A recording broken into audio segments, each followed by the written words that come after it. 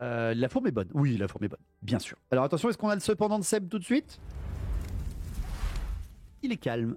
Seb est calme, incroyable. Testons, est-ce qu'il est toujours là? Cependant. Oui, c'est bon, il est toujours là. Tout va bien, il est toujours là. Donc, ce soir,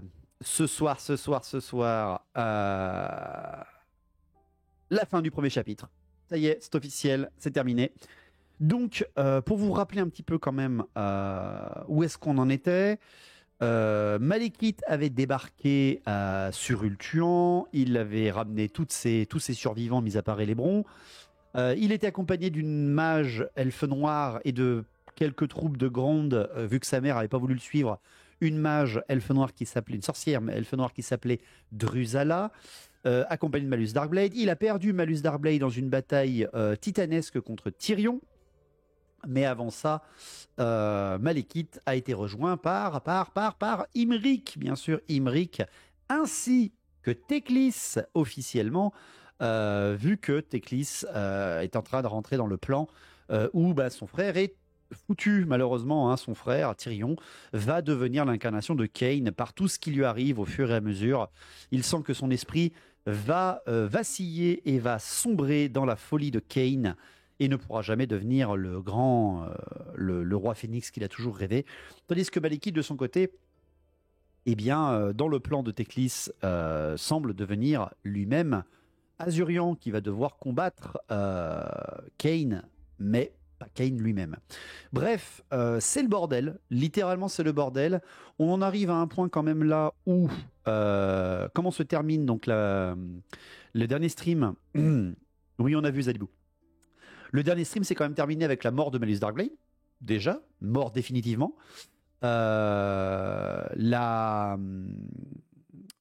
qui s'est passé d'autre? Oui, on a compris que Drusala, la sorcière elfe noire qui suit justement, qui suivait Malus Darkblade tout le long de la bataille, tout le long de la campagne de Ultuan, est en fait Morathi, bien sûr. Alors techniquement, on a la réponse dans le début du stream qu'on va faire ce soir, mais on s'en doutait beaucoup trop parce que Drusala était vraiment beaucoup trop pétée pour être une simple sorcière de Gronde.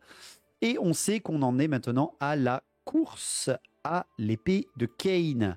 Je vous le rappelle que alors non, ça c'est pas le bon dossier, excusez-moi. Je vous rappelle que là c'est la course, hein, complètement. On en est à un point où Ultuan, hop, je vous remets, clac, la carte d'Ultuan, voilà. Je vous rappelle que Malekith, avec la flotte de Lokir, pardon, un petit rototo, a débarqué sur Tiranoc, sur les terres de Tiranoc. Ils ont pris la porte de l'Aigle avec les forces de Malus Darkblade, alors que Tyrion était bloqué à Lothern, en train de comprendre que Finubar est mort, tué par Malekith avec l'accord et l'aide de Teclis. Et il y a une course vers le nord, du point de vue de Nagarit, par ici, hop là, par le nord-ouest, du côté donc de Malekith, qui veut rejoindre bien entendu l'île Blafarde, qui est l'endroit où se trouve l'épée de Kain, l'épée du dieu lui-même, l'épée d'Aenarion, donc l'épée de son père, hein, celle qui a maudit toute sa race. Et il y a au sud, en passant par la mer des Dreams, la mer des rêves, Tyrion, qui a débarqué avec son armée, qui a débarqué à Ellyrion, où il a combattu Malus Darkblade avec Drusala, et où il leur a défoncé la gueule. La seule chose, c'est que, rappelez-vous, au moment de cette bataille à Ellyrion, cette grande bataille dans les plaines d'Ellyrion, où Malus Darkblade a trouvé la mort, et où Drusala a libéré son pouvoir, et on a compris que c'était Morathi, il n'y a pas eu que ça, il y a eu aussi les morts qui se sont relevés. Donc on était à la Gemnisnacht dans le monde, alors qu'ils n'en parlent pas du tout, hein, mais on est bien à la nuit des mystères, et on est au moment où Nagash est revenu sur Terre. Parce que je vous le rappelle que tout ce qui se passe dans Kain est un petit peu en décalage par rapport aux deux autres livres. Tularis est mort. Oui, Tularis est mort aussi, Lyncha. Il s'est fait buter par Tyrion, tout à fait. Et justement, lors de cette bataille, Tyrion a compris que sa fille venait d'être égorgée, hein, Aliatra est terminée, il n'y aura plus aucune chance de la sauver. Eltarion est mort, Eldira est enlevée par Manfred et est devenue certainement une vampire. Bref, Tyrion, à ce moment-là, a tout perdu. Sa femme a complètement disparu. Sa femme a même été avalée, entre guillemets, à l'Ariel, hein, est devenue Isha, elle est devenue Ariel, elle est devenue Alariel, enfin bref, elle est devenue l'incarnation de la vie sur Terre, d'une déesse elfique de la vie. Donc il a perdu sa femme, elle ne sera plus jamais la même. Là, Tyrion, c'est fini. Et à cette bataille, justement, Tyrion a complètement pété un câble. Il a ouvert une vanne qui ne peut plus être arrêtée. Il a pris le contrôle des morts qui se relevaient au moment où Nagash a repopé. Rien qu'en tendant en l'air l'épée de Malus Darkblade qui venait de buter, et a pris le contrôle des morts et a attaqué tout le monde, ou en tout cas a attaqué ses ennemis, les elfes noirs de ce moment-là. Bref, c'est un bordel sans nom. Dans ta timeline, Tyrion aura au moins sa fille, peut-être qu'il ne pètera pas câble. Et bien justement, Champêtre, demain, enfin même pas demain, mais à minuit, tu auras la nouvelle vidéo sur la chaîne YouTube qui récapépète toute ma timeline avec toute ma concordance que j'ai voulu choisir. J'ai entendu une elfe vampire, c'est possible ça ? Je voudrais bien voir un nain ou un orque vampire. En fait, Héricourt, c'est l'un des seuls passages que je connais dans le lore où on parle d'une elfe vampire. Et elle dira, on entend justement que Manfred lui dit bienvenue parmi nous, etc. Alors qu'elle sent qu'elle a été mordue. Un vampire, c'est pas possible, c'est contre nature. Mais avec vous, les nains, tout est contre nature. Neferata en a aussi, non ? Qu'est-ce qu'elle a, Neferata ? J'étais là, il y a 3000 ans sur sur Twitch pour la vidéo récapitulative. Oui, mais là, c'est une vidéo entièrement retravaillée, Champette, qui sort demain. J'ai passé mon après-midi dessus pour qu'elle soit bien. Salut Darklem, bonsoir. Des elfettes vampires. Oui, c'est précisé que Neferata, elle peut aller jusque chez les elfes avec ses espions. Donc, il doit y avoir des espions elfes. Donc, des elfes vampires. Donc, on commence cette troisième partie du 10e chapitre au moment où Malekith avance en fait par la porte du Phénix. Bonsoir Deka, et merci beaucoup pour ton follow et bienvenue parmi nous. Je vous rappelle que la porte du Phénix, elle était tombée lors de l'incursion de Enkari, lors de l'avènement de la tempête du chaos de Archaon. Donc la porte du Phénix, elle a été malheureusement l'une des premières à tomber, enfin la seule même à tomber de la part des démons. Et justement, donc c'est pour ça que Malekith arrive facilement à passer et à se diriger vers le nord, vers Nagarythe. Donc Malekith, en ce moment, il se dirige vers le nord et il est le premier. Il avance en premier en direction de l'hôtel de Cain pour récupérer l'épée. C'est son plan. S'il arrive à obtenir l'épée, il pourra détruire tous ses ennemis et devenir à la fois Cain et à la fois le roi Phénix. Ce qui est une aberration dans le monde de Warhammer pour les elfes, vu que c'est deux dieux différents. Mais c'est son plan, c'est ce qu'il va obtenir et c'est ce qui va faire de lui le roi Phénix ultime. Prendre l'épée de Cain, tuer Tyrion et ses ennemis et devenir le seul maître d'Ultuan. Et justement, de son côté, Tyrion, lui, poursuit très rapidement Malekith. Il le poursuit et surtout il essaie de l'empêcher de atteindre l'épée de Cain. Mais le seul truc, c'est que Tyrion, il est beaucoup trop vénère. Il est beaucoup trop vénère et à côté de lui, il a deux conseillers. Je vous rappelle que dans la bataille d'Ellyrion, sur les plaines d'Ellyrion, il a sauvé Caradhrian, le chef des gardes Phénix, l'un de ses meilleurs lieutenants. Et justement, Caradhrian, ainsi que l'autre lieutenant qui suit Tyrion depuis le début, depuis qu'il a compris que Finubar est mort, Coril, le maître des Lions Blancs, est-ce qu'il serait pas en train de se Dark Sasuke ? Ah non, mais il est déjà complètement Dark Sasuke, là c'est fini, Tyrion.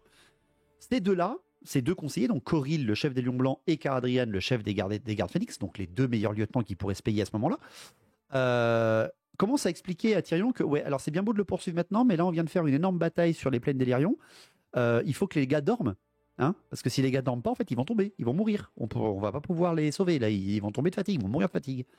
Et Tyrion, qui est tellement pété d'énergie de la rage, va refuser. Merci Diablo. Merci pour le follow. Il va refuser, il ne va pas être d'accord avec cette idée. Surtout que, le lendemain de cette énorme bataille, Tyrion a passé une excellente nuit, ou alors une terrible nuit. Pourquoi ? Parce qu'à la fin de la bataille d'Ellyrion, quelqu'un a changé de forme plus d'une fois pour venir le rejoindre dans sa tente la nuit où il a compris la mort de sa fille, la nuit où il a compris que son meilleur ami était mort, pour rien, La nuit où il a compris que sa femme ne revenait jamais, ne lui reviendrait jamais, entre guillemets, il a eu la visite de Moratti. Moratti qui a littéralement avoué sa forme face à Tyrion. Il rentrait dans sa propre chambre à l'insu de ses gardes, sous un voile de mystère. Et tu comprends que le lendemain matin, Tyrion a à côté de lui une courtisane. Quel artwork, je ne le connaissais pas. Ouais, je l'ai trouvé tout à l'heure, j'étais content. Et c'est un artwork super cool et pas trop. Dans tous les artworks de Moratti, il y en a qui sont beaucoup trop, qui passent pas sur Twitch. Mais celui-là, il passe très bien et je trouve qu'il est magnifique. Et donc justement, tu as aux côtés de Tyrion le lendemain matin, au moment où il dit ouais, voilà, on n'attend pas que les gars dorment, j'ai une nouvelle courtisane, faites pas attention. Elle est sous le trait d'une autre femme. Elle est sous le trait, encore une fois, Moratti est complètement fumée dans la fin des temps, c'est-à-dire qu'elle peut changer de forme à loisir, ou en tout cas elle crée des illusions pour ressembler à quelque chose qui n'est pas elle-même. Elle est une elfe, une jeune elfe, haut elfe, brune, magnifique, mais surtout qui est tellement belle et tellement oppressante que personne, mis à part Tyrion, ne peut la regarder plus que quelques secondes.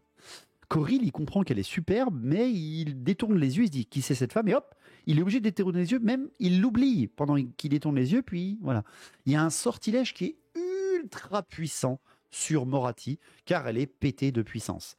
Et tu comprends à ce moment-là que Moratti, lorsqu'elle va revoir Tyrion officiellement, qu'elle n'a pas revu depuis super longtemps, je vous rappelle que ça a été son prisonnier, Tyrion, c'est encore dans le livre d'armée avant même la fin des temps, Tyrion a été emprisonné par Moratti, et Moratti l'a reconnu, elle a reconnu Tyrion, pas comme un haut elfe, fils de Kotyk et grand défenseur d'Ultuan, non, elle l'a reconnu comme le meilleur et plus beau descendant d'Aénarion, donc son ancien mari, le premier roi Phénix.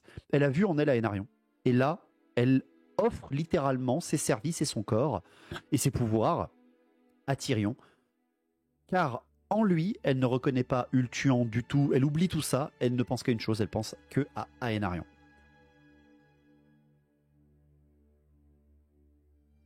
C'est service, oui, c'est service. Salut Yezuna, bonsoir à tous ceux qui ont dit bonsoir pendant que je faisais le résumé côté Moratti et Tyrion. Ce qui fait que Moratti, Tyrion, Coril et Caradrian sont dans cette armée. Et justement, quand tu as les lieutenants qui commencent à dire à Tyrion non mais faut qu'on se repose, sinon les mecs vont mourir, elle couche avec son beau-fils en fait. Bah, c'est pas un beau-fils, c'est un lointain descendant. Hein. Un Arion, c'était il y a 5000 ans. Hein. Salut Ern, j'espère que tu vas bien. Bref, de ce côté-là, malgré le fait que Moratti pousse un peu au vice en disant non mais écoute-les pas, il faut qu'on rattrape Malekith et qu'on le bute, il va changer d'avis au dernier moment. Il va changer d'avis, Tyrion il va dire ok, on va perdre une nuit, on va faire dormir tout le monde, mais par contre après je vous préviens, on s'arrête plus. Du côté de Malekith, rappelez-vous, lui il passe par Nagarythe, donc il passe dans la Terre des Ombres, la terre originelle de son père. Et après, on s'étonne que Nkari campe en Ultuan. Ouais, tu m'étonnes. L'amour, quand même, ça pousse les gens à faire beaucoup de conneries si on réfléchit bien. Ah, mais complètement, Arvodin. Salut Ralka aussi, bonsoir à toi. Malekith, lui, ben, il rush. Hein. Mais pas à un inceste près, de toute façon. Oui, on est bien d'accord. En gros, Malekith, il rush pour l'hôtel de Kain, mais Malekith est extrêmement en retard par rapport à ses plans. Pourquoi ? Parce qu'en face de lui, il a deux ennemis, deux autres armées de Ultuan qui le ralentissent énormément. Du côté de Malus Darkblade, c'était les forces de Caradrian qui le gênaient, et les forces de Istrana, donc la demoiselle d'honneur d'Avelorn, la seconde, si vous voulez, de Alarielle. Et vu que Istrana a été mise en déroute par Moratti, par Drusala et Malus Darkblade, il ne restait que Caradrian qui était prêt à mourir, qui a été sauvé par Tyrion. Au nord, elle a passé Istrana, elle aussi, la porte du Phénix avant Tyrion, et elle fait des actes de guérilla dans les forêts de Shras, donc qui est à la bordure entre Nagarythe et Shras qui mène à l'île Blafarde. Elle fait des tétrines de guérilla contre les elfes noirs qui ralentissent énormément Malekith. Mais aussi, il y a un autre personnage qui commence à attaquer Malekith avec ses armées. Et là, bien évidemment, vous pensez bien qu'il y en a un qui va pas laisser faire tout ça. Les forces de Alitanar. Vous en vouliez un, Dark Sasuke? En voilà un autre. Alitanar, le roi invisible, le fantôme de Nagarit, l'elfe chef des guerriers fantômes qui n'a juré qu'une seule chose, tuer tous les elfes noirs pour enfin être en paix. Il commence lui aussi enfin à suivre Malekith et à le ralentir énormément. Malekith, voyant que les forêts de Shras sont beaucoup trop bien gardées et beaucoup trop puissantes, puissamment équipées avec Istrana qui connaît beaucoup trop bien son domaine, qui est donc meilleur même que ses ombres, hein, meilleur même que ses assassins, eh bien Malekith va décider de pousser un peu son allié à agir. Il n'est pas censé être mort depuis longtemps, lui. Alors Alitanar, il est légendaire, c'est-à-dire qu'on ne sait pas s'il est lui-même la même personne ou s'il est immortel complètement. Malekith va dire ok, là ça suffit, j'ai plus le temps de faire ça. Moi je vais me concentrer sur les forces d'Alitanar et je vais le repousser sur l'ouest. Par contre, oh la blondinette, viens là. Et la petite blondinette qui s'appelle Caledor, pardon, pas Caledor, qui s'appelle Imric de Caledor, va être convoquée par Kuran, enfin pas par Kuran, mais c'est Kuran qui va le voir, enfin bref, par le lieutenant de la Garde Noire, le chef de la Garde Noire. Et Kuran, qui est donc la voix de Malekith, va lui dire, eh bien, Prince Imric, vous êtes allié avec nous, vous allez faire maintenant ce qu'on attend de vous, vous allez buter les ennemis de Malekith. Imric lui fait ok, donc qu'est-ce que vous voulez qu'on fasse? Et Imric reçoit l'ordre de tuer Istrana. Il reçoit l'ordre, non pas de tuer simplement la générale adverse, genre mode assassin, non. Il reçoit l'ordre de brûler toutes les forêts à l'ouest de Shras en dégommant tout aux elfes qui s'y trouvent.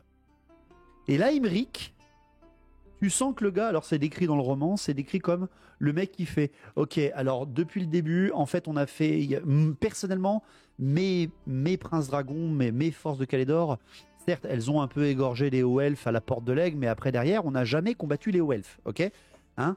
Nous, les princes dragons, hein, avec ma centaine de monteurs de dragons, nous, on n'a jamais saigné nos lames. Hein.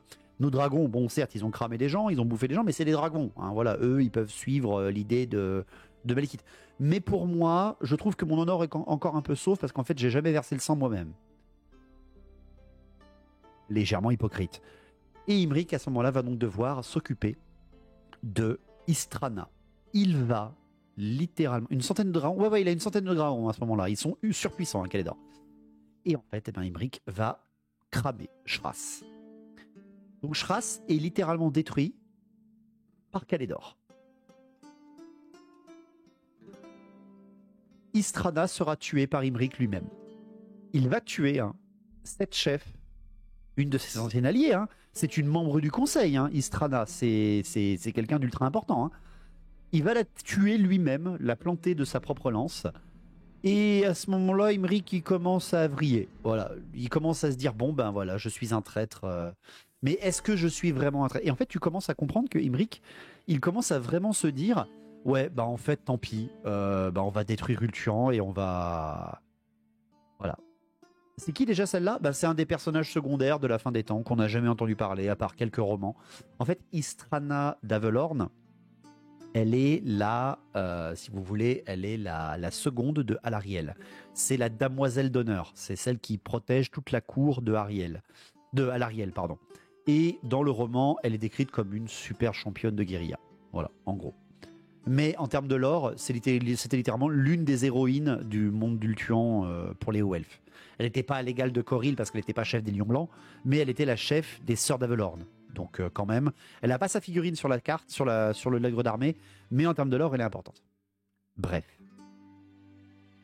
Imric va donc se salir les mains, et lorsqu'il va avoir tué Istrana, il va s'interdire de faire une autre guerre tant que le bûcher de Istrana ne sera pas entièrement consumé. Ce qui fait que Imric, il tue un des généraux qui gêne Malekith depuis le début avec le cheat code dragon contre bois. Mais par contre après, il est nerfé. C'est-à-dire que Imric, à partir du moment où il tue Istrana, il dit tant que le bûcher n'est pas fini, je ne combats plus. Et c'est con, hein, parce que au moment où il tue Istrana, il commence le rituel pour les funérailles, et ben ça va être le combat sur l'autel de Kane, sur l'île Blafard. Oh là là, il peut pas avoir Imric Malekith pendant ce combat, c'est con quand même. C'est con. Hein. Donc voilà le contexte un peu. Malekith va arriver quand même en premier parce que Imric a détruit Istrana et ses forces de Shras. Il va arriver en premier à l'hôtel de Kane et il va y avoir une bataille immense.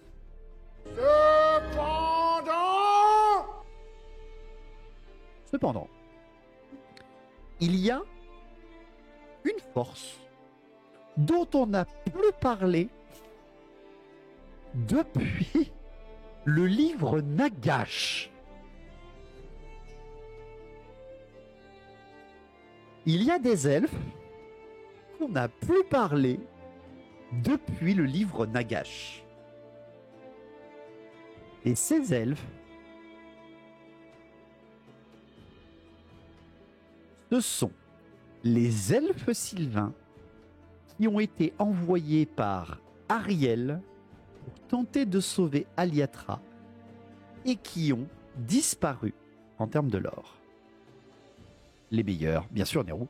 L'armée envoyée dans le vieux monde, exactement champêtre. Il est passé par ici, il repassera par là, c'est ça. Aralot, c'est son nom, nouveau héros légendaire de la V8 des elfes sylvains. Aralot, le champion de Talcine, l'une des régions d'Atel-Lorraine, et surtout le bien-aimé de Liléat, la déesse elfique elle-même. Eh bien, ça fait un moment qu'on n'en a pas entendu parler de ce gars. Et pourtant, Aralot était parti à la tête d'une armée d'Atel-Lorraine, petite armée, certes, quelques centaines d'elfes sylvains, mais ça rigole pas en termes d'archerie, était parti en Sylvanie sauver Aliatra. Mais il a été interrompu sur le chemin par Liléat elle-même, et la déesse lui a expliqué que ne va pas sauver Aliatra, tu as quelque chose de beaucoup plus important à faire. Et Liléat a détruit l'artefact qui permettait à Aralot de localiser Aliatra et a téléporté toute l'armée quelque part. Et c'est là qu'on sait qu'est-ce qui s'est passé. Attention, vous n'êtes pas prêts. Cueillez des fleurs pendant le livre de Nagash. Pas vraiment, pas vraiment sur 6, vous allez voir. En gros, Istrana a été tellement puissante dans les forêts de Shras que tu comprends qu'en fait, il y avait très certainement des elfes sylvains dans son armée. Il y avait l'armée très certainement de Talcine qui a été prévue, enfin d'Aralot qui a été justement peut-être avec elle. Pourquoi on sait ça? Parce que une fois que les plaines d'Ellyrion ont été vidées des forces en présence des hauts elfes ou des elfes noirs, vous avez Aralot avec ses archers qui débarquent en Ellyrion après la bataille, bien après la bataille. Putain, oh là là, on les avait oubliés, ceux-là, d'où est-ce qui sort? Et non seulement tu as cette armée elfe sylvienne qui vient de popper en ultuant, bon, en même temps avec les racines du monde, ça va, mais ils sont littéralement accompagnés de Liléat. Tranquille. Ils sont littéralement avec la déesse. Ok, bon. Bien, très bien, pratique, très pratique. Et Aralot, accompagné de Liléat, et à ses côtés, Aralot, c'est l'armée Transfuse Total Warhammer 3 qui pop dans ton dos. Ouais, sûrement, ouais. Attends, une déesse marche sur Terre sans avatar? Eh bien non, justement, avec ta agence, c'est l'avantage de Liléat. C'est l'une des seules déesses qui marche vraiment au milieu des hommes. Il y a une troisième personne. Alors, bien entendu, ces archers restent en contre-plan. Hein. Ils sont pas là, c'est juste Aralot avec Liléat et avec une troisième personne. Une troisième personne que, si vous connaissez Total Warhammer, vous connaissez, vous.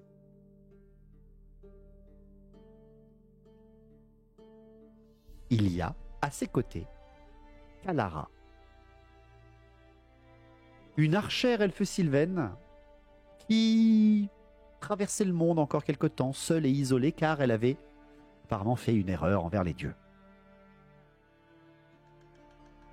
Et ces deux elfes sylvains accompagnés de Liléat, la déesse elfique, vont à un cercle de pierre qui se trouve dans les territoires d'Ellyrion. Et ce cercle de pierre représente toutes les statues en fait des dieux, tous les dieux elfiques. Il n'y en a quasiment qu'une seule qui est encore debout des statues, c'est Cain. Toutes les autres sont presque entièrement détruites. Avec un casque pareil, je sais pas comment ils font pour être discret. Ouais, mais j'adore les casques à bois de serre. Je trouve ça trop génial. Alors que c'est complètement anti-histo, mais j'adore. Et elle est inspirée d'une vieille figue, non, au niveau du casque. Bah, vieille figue, pas vraiment, mais oui, je vois. En effet, il y a totalement eu une figurine avec le casque comme ça.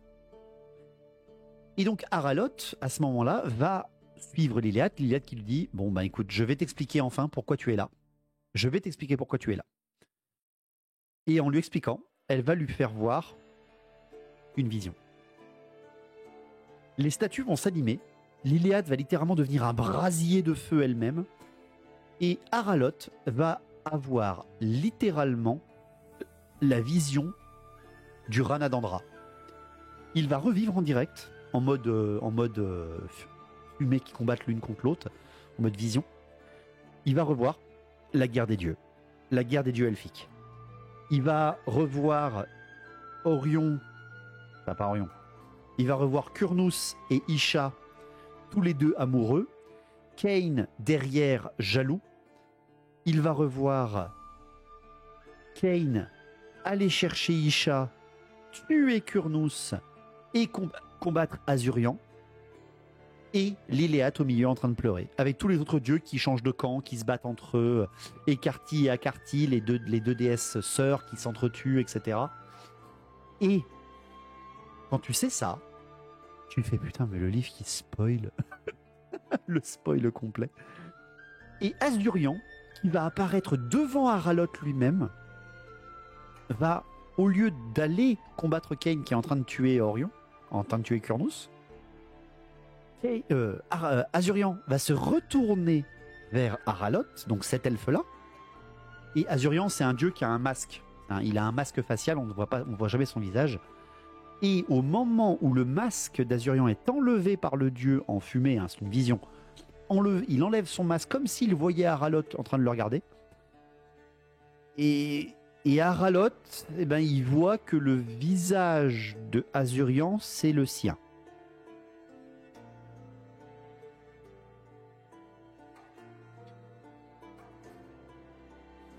Ok, d'accord.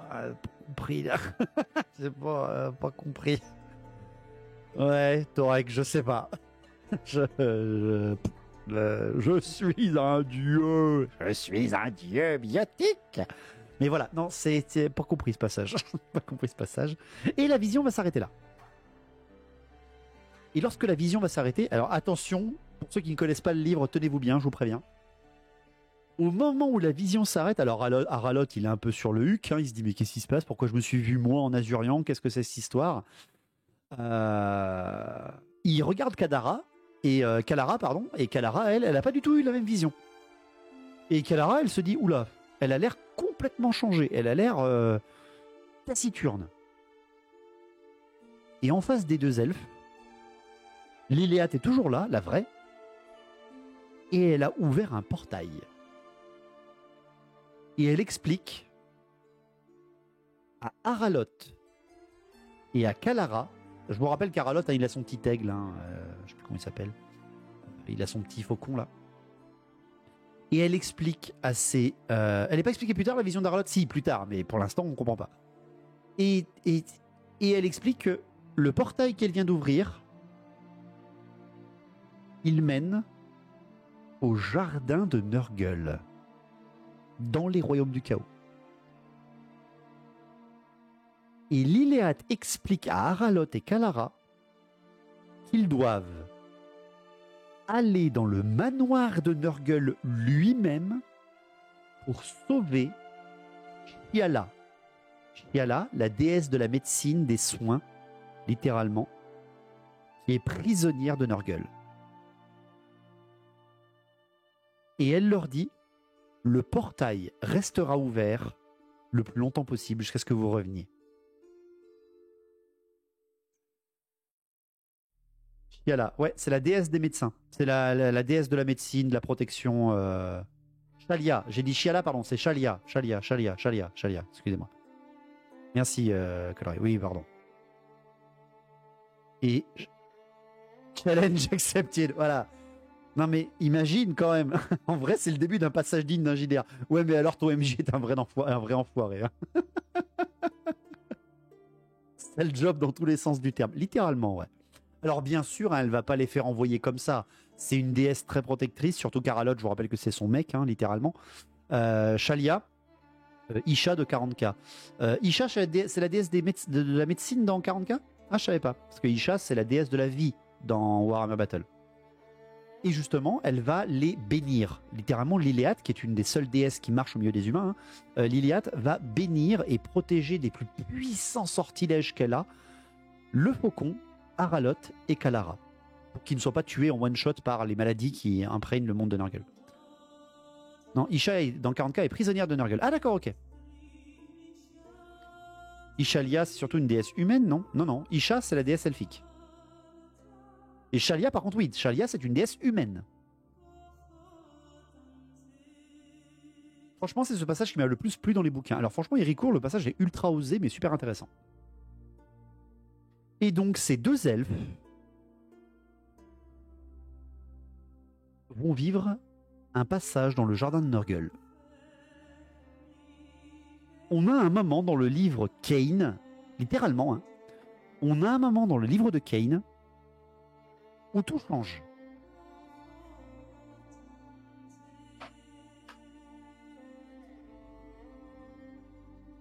Je vais vous le montrer pour que vous le compreniez.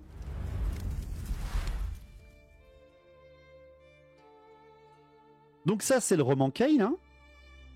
Classique, livre détaillé, voilà. T'as la petite ambiance Warhammer sympa, des beaux dessins. Et t'as le passage d'Aralot et de Kalara dans les jardins de Nurgle. Où même voilà, la couleur est changée, le passage, les contours sont changés, etc. Et ce passage va durer 4 pages. Et on passe à, pendant ce temps, à Nurgle Cruise. Ouais, ça serait presque ça. Et ce passage va durer que 4 pages. Ce qui est plutôt court. Salut le synode. Mais pourtant, à l'intérieur de ce passage, t'as vraiment le descriptif total des mondes du chaos. Aucune idée du temps. Aucune idée de la localisation. Même ces elfes qui sont des pros, hein, c'est certains des plus puissants elfes sylvains du monde de Warhammer, Aralot et Kalara, en tout cas comme ils sont décrits, les meilleurs peut-être même de Athel Lorraine en termes d'elfes humains, enfin elfes vivants, parce qu'après t'as les elfes de milieu. Même eux se perdent dans le jardin de Nurgle, ne se retrouvent pas, comprennent que s'ils n'avaient pas la protection de Liliath, ils mourraient directement. Bonsoir Barakvar et merci beaucoup pour ton sub du 7e mois. Merci beaucoup. Bref, ils tentent de trouver le manoir de Nurgle et n'arrivent pas à le trouver. Ils perdent un temps, même si le temps ne veut rien dire dans le monde du chaos, ils perdent un temps considérable. Même eux comprennent qu'ils perdent un temps considérable. Le mortel qui rentre dans le jardin, c'est pas la corruption instante, non, parce qu'il est béni par Liliath. Et surtout, Nehru, n'oublie pas que c'est le chaos. Le chaos lui-même ne respecte pas ses propres règles. Et tu vas le comprendre, Nehru. Pourquoi? Parce que, vu que ces deux elfes ne trouvent pas le chemin, ils vont errer dans le jardin de Nurgle. Et ils vont croiser 3 mortels. 3 autres personnes dans le jardin. Pas des démons, des personnes prisonnières des royaumes du chaos. En tout premier, ils croisent un érudit. Alors franchement, en termes de description, c'est presque littéralement l'érudit de Total War Warhammer 3. Le petit vieux qui est de Total War Warhammer 1, 2 et 3. Le petit vieux qui le tuto. Voilà, littéralement le tuto. Ils vont croiser un érudit qui se promène dans le royaume de Nurgle. Le mec n'est pas malade, hein, rien du tout. C'est un humain. Il est bien déclaré comme un humain. Et tu comprends que il est en train de prendre énormément de notes. Et il est bloqué, prisonnier des royaumes du chaos depuis un temps que lui-même considère comme immémorial. Ils font une équipe pour raid le donjon, quoi. Littéralement, Wildebar, littéralement. Et grâce à cet érudit qui, lui, a des cartes du royaume du chaos, parce que justement, lui comprend le royaume du chaos, ou en tout cas, ratifier les trucs. Bonsoir Valérien, je sais pas si tu vas bien. Ben, il arrive à les guider bien mieux. Et il leur fait expliquer qu'il faut d'abord passer par les contours avant de s'enfoncer littéralement dans le jardin de Nurgle. En allant dans les contours du jardin de Nurgle, ils vont longer le territoire de Tzeentch, et à l'intérieur du territoire de Tzeentch, ils vont croiser un autre mortel, lui aussi prisonnier de royaume, mais de Tzeentch. C'est pas le gars qui a écrit le Liber Chaotica. Alors, oui, il y a un humain, un comte électeur, peut-être pas un comte électeur, mais en tout cas un impérial, qui a écrit le le livre qui parle des royaumes du chaos, qui a été brûlé pour ça.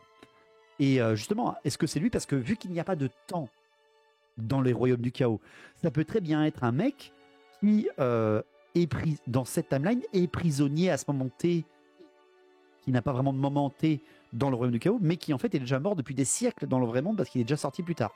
Bref, c'est ultra compliqué, mais je trouve ça super sympa, c'est vraiment très Cthulhu, en effet, Kamkar. Et justement, il ne croise pas Oxyotl, non, Oxyotl il est déjà sorti. Et justement, cet érudit va leur faire comprendre que ce gars-là, il peut être utile. C'est un sorcier qui est prisonnier du labyrinthe de cristal de Tzeentch. Aralot et Kalara, avec l'aide du petit faucon, vont réussir à sortir ce sorcier des limbes de Tzeentch, et il va les suivre, parce que, oui, d'accord, ils l'ont sauvé, donc il comprend surtout que eux, ils ont un endroit pour sortir. Ils ont le portail que Liliath maintient derrière. Et en se dirigeant vers le manoir après avoir fait un détour, après avoir récupéré le sorcier qui les aide énormément, c'est un sorcier qui maîtrise le feu, un sorcier qui maîtrise la lévitation, etc. L'érudit qui connaît parfaitement son chemin, et les deux archers elfiques et combattants elfiques, ils avancent beaucoup mieux, et ils vont même croiser un chevalier.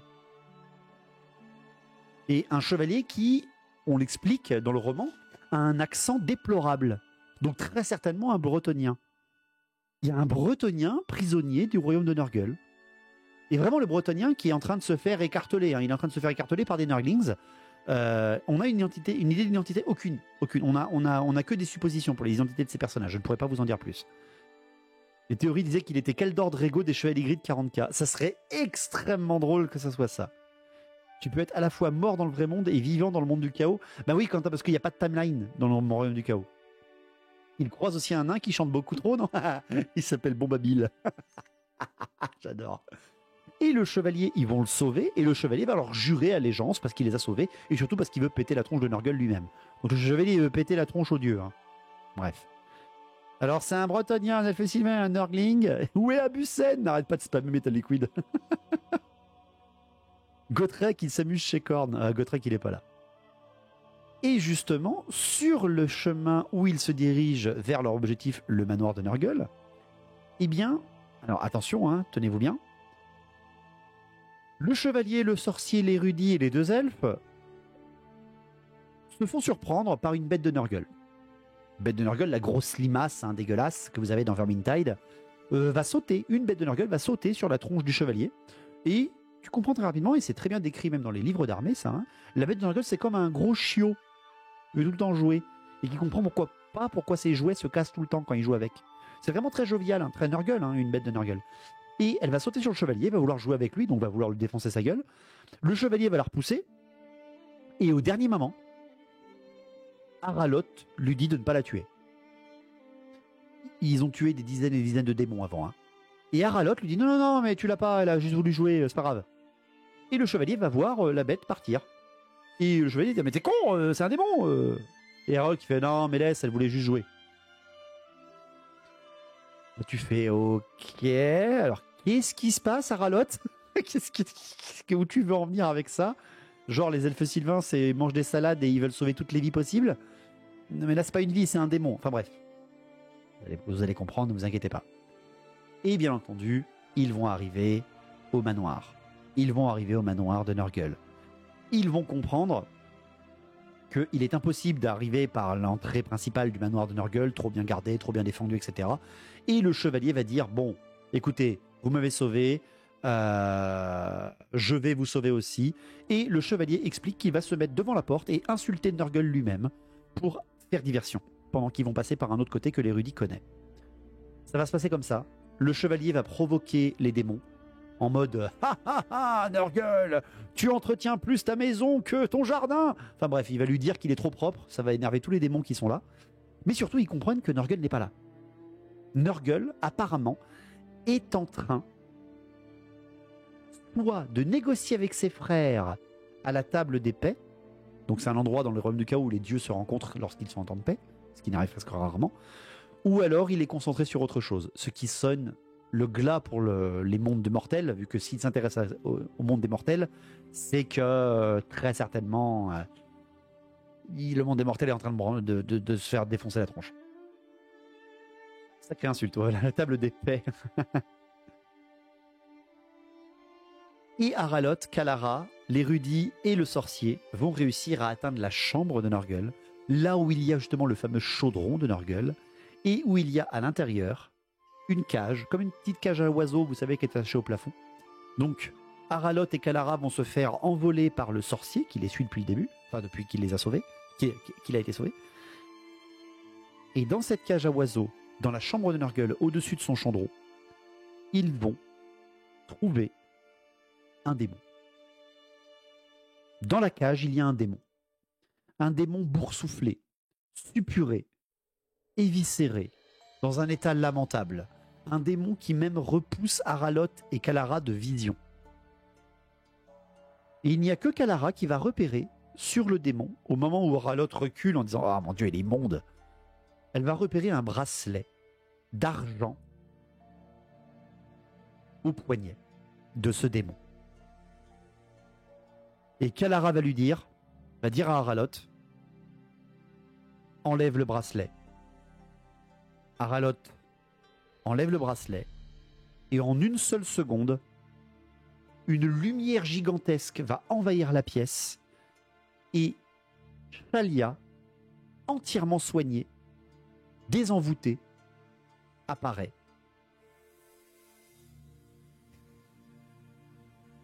Et elle disparaît aussitôt.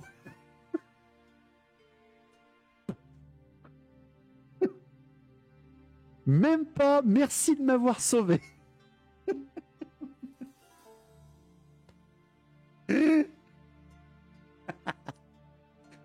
C'est vraiment, il la libère, disparu. Même pas il les accompagne, quoi. Même pas il les fait sortir, que dalle. On a sauvé le PNJ, il s'est TP avant que le dialogue se lance. Littéralement, Ralka. Tout est normal, c'est ça. Donc, Araloth et Kalara ont réussi leur mission. Ils viennent de sauver Shalia. Incroyable, fait incroyable. Ils ont réussi à couiller Nurgle. Et au moment où Araloth fait signe aux sorciers de les faire redescendre par magie, Kalara reste derrière. Araloth se tourne, lui fait « Qu'est-ce que tu fais ?» Et Kalara lui explique qu'elle est là uniquement parce qu'il faut toujours quelqu'un dans la cage. Et Kalara prend la place de Shalia dans la cage pour qu'il y ait toujours quelqu'un à subir le courroux de Nurgle en tentant en fait de berner Nurgle parce que Nurgle pensera que c'est toujours Shalia. Car s'il pense que Shalia est partie, il va renvoyer du monde la choper. Elle va remettre le bracelet et instantanément ses cheveux tombent, sa peau se liquéfie et elle devient le démon qu'était Shalia. Mais elle ne meurt pas. Elle a la même malédiction de Shalia. Comme David Jones en Pirates des Caraïbes. Ouais, on pourrait dire ça. Et donc Araloth, cela vient d'où le courroux de Nurgle? Pourquoi il est en colère? Bah en fait, c'est pas qu'il est en colère, c'est qu'il fait des expériences. Il est jamais en colère, Nurgle. Ça, c'est du masochisme de compète. Alors, si vous le saviez pas, hein, dans le lore même de Nurgle, il y a, quand on te décrit même dans le livre d'armes, etc., il y a bien Nurgle avec son gros chaudron qui s'amuse à créer les plus pires maladies du monde et qui les fait toujours tester par une prisonnière qu'il a à ses côtés et qui doit survivre en fait qui va subir la nouvelle maladie qu'il crée, mais qui est assez résistante pour toujours rester en vie en fait. Et c'est l'hypothèse de l'échange en fait entre Nurgle et Shalia. Shalia qui prend la maladie, qui scientifiquement, enfin pas scientifiquement, mais magiquement trouve l'antidote pour ne pas mourir et donc se soigner derrière. Dommage, le Bretonnier aurait pu se sacrifier ici, ça aurait été plus malin. Ouais, mais ils auraient jamais pu rentrer sans lui. Parce qu'il y avait trop de démons à l'intérieur. Donc, Kalara restera derrière pour l'éternité, malheureusement, et Araloth ressortira dans le jardin de Nurgle voyant au passage que, en repassant devant l'endroit où le chevalier avait attiré tout le monde, eh bien le chevalier est empalé et est décédé à l'entrée du temple de Nurgle, du manoir de Nurgle. Et Aralot qui se dit bah, je vais pas le laisser là, je vais emmener son corps quoi. Je suis en train de perdre tout le monde de ce groupe. Et t'as l'érudit qui explique, alors ça j'ai pas compris non plus en relisant, l'érudit qui lui dit non mais vous inquiétez pas, de toute façon rien ne meurt vraiment dans les royaumes du chaos, il va certainement revenir. Ok, donc la mort elle-même n'existe pas dans le royaume du chaos, selon ce qu'est décrit l'érudit. L'érudit, le sorcier et Aralot se dirigent donc vers le portail de l'Iliade, beaucoup plus facilement qu'avant, parce que là ils sont accompagnés du sorcier. Et bien entendu, au dernier moment, le sorcier qui maîtrise le feu, qui peut faire de la lévitation et qui était prisonnier du temple de Tzeentch, eh bien, il va les trahir. Ça vaudrait un cependant. Cependant, ils seront trahis par le sorcier. Voilà. Ils seront trahis par le sorcier au dernier moment. Le sorcier qui va être le seul à retourner dans le monde des vivants, etc. Mais quelle surprise, exactement. Et au dernier moment, enfin, tout est perdu parce que là, Aralot va devoir... les démons arrivent, ils sont poursuivis. Le sorcier veut les laisser se faire prisonniers et sortir tout seul du royaume, etc. Le sorcier va y arriver. Et là, j'enchaîne directement avec un autre cependant. C'est alors que la bête de Nurgle que Aralot a sauvée attaque le sorcier. Enfin, saute pour jouer avec le sorcier. Le pauvre Seb en burn-out. Et ça, elle va boulotter le sorcier et partir avec le cadavre. Et Aralot, qui se trouve comme un con maintenant parce que en fait un démon vient de le sauver, propose à l'érudit de ressortir avec lui dans le royaume des mortels, et l'érudit refusera en disant mais non mais j'ai pas fini de tout écrire. Et Aralot sera donc le seul à ressortir de ce royaume de l'enfer, et on ne sait pas quand il ressort combien de temps s'est passé. Donc même les mortels ont accès à la forge des âmes, je ne sais pas, Pépéric. Je suis jamais allé dans le royaume du chaos. Bon de tout. Ou qui est le bon de tout. C'est ça. Donc je vous avoue que ce passage, il est bizarre, mais je l'aime bien. Et tu comprends en fait que par ce fait, Aralot et les elfes sylvains avec Kalara, qui à la base étaient envoyés sauver Aliatra, viennent pas seulement de sauver une princesse elfique, comme c'était leur but, ils viennent juste de sauver Shalia, la déesse qui est en train de combattre de toute sa puissance énergique magique les forces d'incursion de Nurgle qui sont en train de ravager l'Empire en ce moment. Toute son armée s'est faite déglinguer. Non, son armée est restée en Ultuan. Son armée est restée en Ultuan. Il n'y a que Kalara et Aralot qui ont passé le portail. C'est Bilbo qui parle Gollum pour qu'il détruise l'anneau à la fin. Ouais, bon, pas à ce niveau-là, mais quand même. Bonsoir Morindor, j'espère que tu vas bien. Donc ce passage, il est bizarre, mais en fait, ce passage est ultra important parce que sans cette action, Shalia serait restée prisonnière et l'Empire serait tombé face au Glotkin. Parce qu'il n'avait pas la protection de Shalia.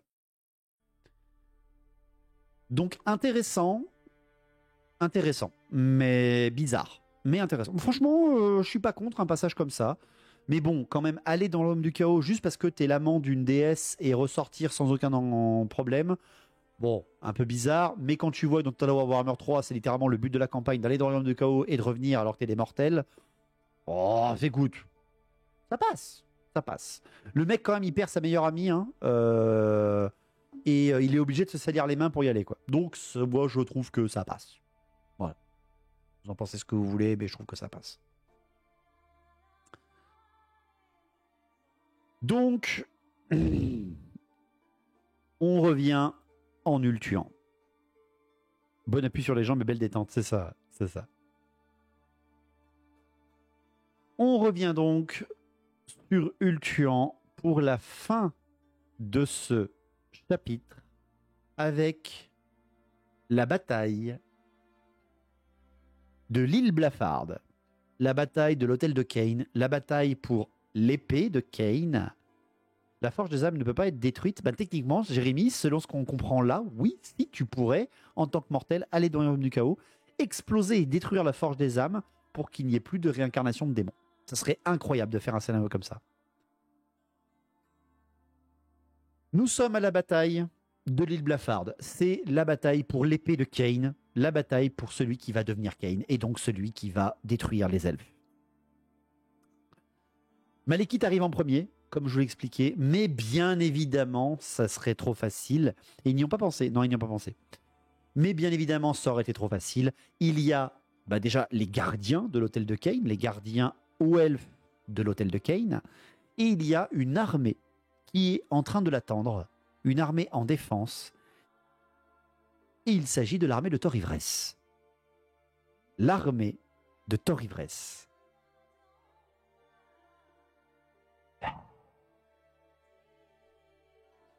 Alors.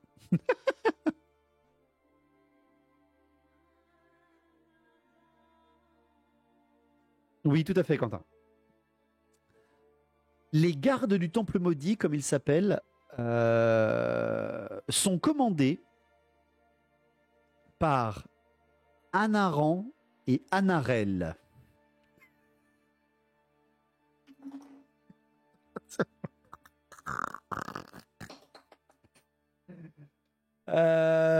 Comment on appelle deux elfes jumeaux, s'il te plaît? Mais je sais pas. À l'Ariel, bah non, il est déjà pris. Aran, non, c'est déjà pris aussi.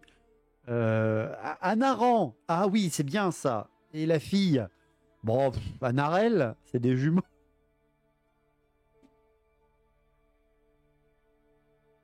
Tic et tac, quoi. Littéralement, les papes sont sur un bateau. Non, vraiment, Games Workshop. Je sais que beaucoup des persos que moi j'invente en termes de PNJ pour les filles ont souvent des prénoms qui finissent en A, parce que j'adore ça. Mais non, mais Anaran et Anarel, là ça se voit, Games Workshop. Ouais, arrêtez, ça se voit. Là, arrêtez, ça se voit. Mieux que Ben Nuts. J'avoue. Et tu comprends que Anaran et Anarel, les jumeaux, on va dire les jumeaux, non, ça va pas passer. Tu comprends que ces jumeaux-là sont en fait les neveux de Eltarion. D'où le fait qu'il y ait une armée de Thor Ivresse présente sur l'île Blafarde.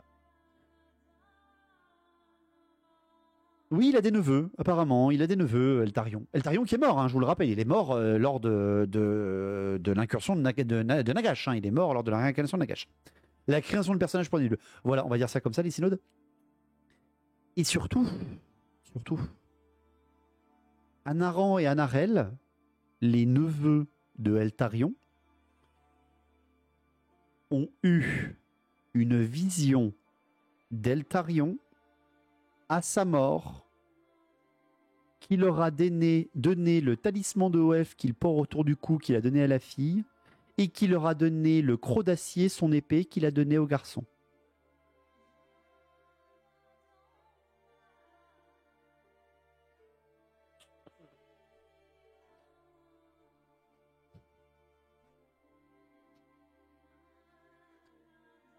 Pour ceux qui ne connaissent pas le lore de Eltarion, c'est littéralement ce qu'a fait le père d'Eltarion quand il est mort. Il est apparu en fantôme et lui a donné son épée.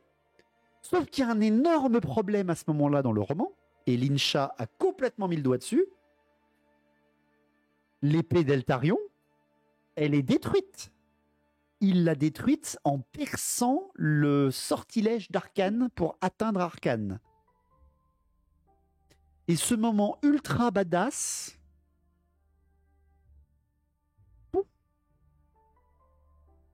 le mec, il est détruit. Son épée est détruite. Il a été détruit par magie. Son corps est devenu poussière. Cependant, les auteurs n'ont même pas eu l'idée même pas eu de créer une histoire originale pour les deux gars. Arrête de réfléchir, c'est de la magie. La magie. Ah, je devrais mettre celui-là aussi. Au lieu de mettre que des cependant, je devrais mettre aussi celle qui fait la magie. Oh merde. Oh, je le fais pour la semaine prochaine, obligé. Détruite, téléportée. Non, non, non, elle est détruite. Elle est détruite, détruite. C'est expliqué que Croc d'Acier, tu la verras plus à ce moment-là dans le roman. Ils ont même oublié de se relire. Non, mais c'est terrifiant. C'est terrifiant. On me dit de ne pas faire des blagues sur les elfes et les herbes qu'ils consomment, mais il y a beaucoup plus de vision, les oreilles pointues, ouais, j'avoue. Ouais. Non, mais c'était la blague. Oui, j'ai bien compris, avec ta Jean.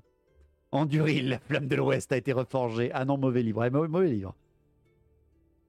Elle voyait une gamine jouer à la marelle et elle a dit que c'était un super nom, ouais, j'avoue. C'est une épée jumelle. C'est littéralement marqué ici, hein. Je te montre. Ils sont les seuls à être au courant de la mort de leur oncle dans les terres lointaines, car son esprit leur est apparu au cours des nuits passées. Il leur a demandé de non seulement de protéger Ivresse, mais leur a également remis les reliques familiales qu'il portait. Que lui, il portait. Désormais, Anaran porte Croc d'Acier, alors que Anarel possède le talisman de Oeth. Donc, littéralement, le roman dit « Ouais, mais j'avais Croc d'Acier quand je l'ai donné. »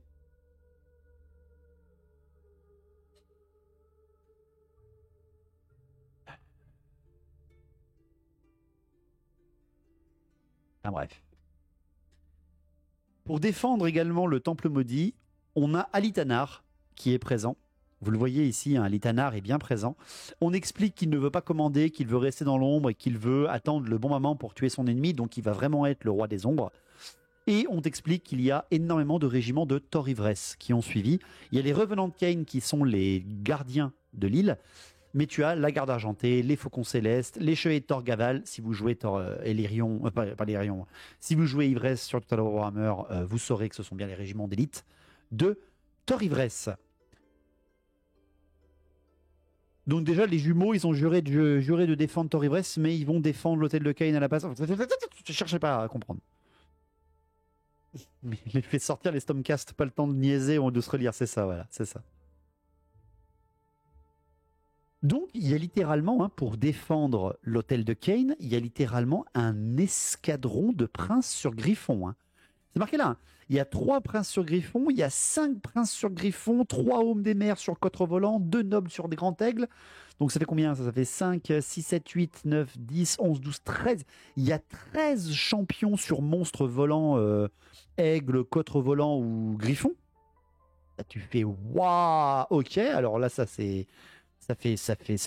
mal. T'as les faucons célestes en termes de lore, hein, c'est certainement les meilleurs archers de Dulduan. La garde argentée, les fucking gardes de Thor Ivresse, ceux qui ont repoussé Grom. Hein. Les revenants de Cain qui sont censés être les meilleurs lanciers au nord de d'Ultuan, Alitanar et ses guerriers fantômes. Ok, tu fais ouais, d'accord. Et ensuite tu vois l'armée d'en face. Les faucons célestes sont les meilleurs que les sœurs d'Avelorn. J'ai dit les archers. Les sœurs d'Avelorn, elles sont pétées tout court. Et après, t'as l'armée d'en face. L'armée d'en face qui possède Malekith sur son dragon, Couronne, le chef de la garde noire, et les seigneurs de l'oubli. Vous les avez là. Hein. Tu vois les seigneurs de l'oubli et tu vois un seigneur sur dragon noir, tu fais oula, oula. Bon, en même temps, les autres, ils ont des griffons, donc s'ils sont moitié moins nombreux, ça fera match nul, ça va être cool, etc.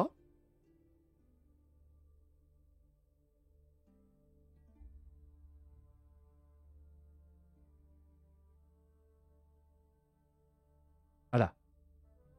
Les seigneurs de l'oubli qui sont face à 13 mecs sur des piafs volants. Les seigneurs de l'oubli sont 24 chevaucheurs de dragons.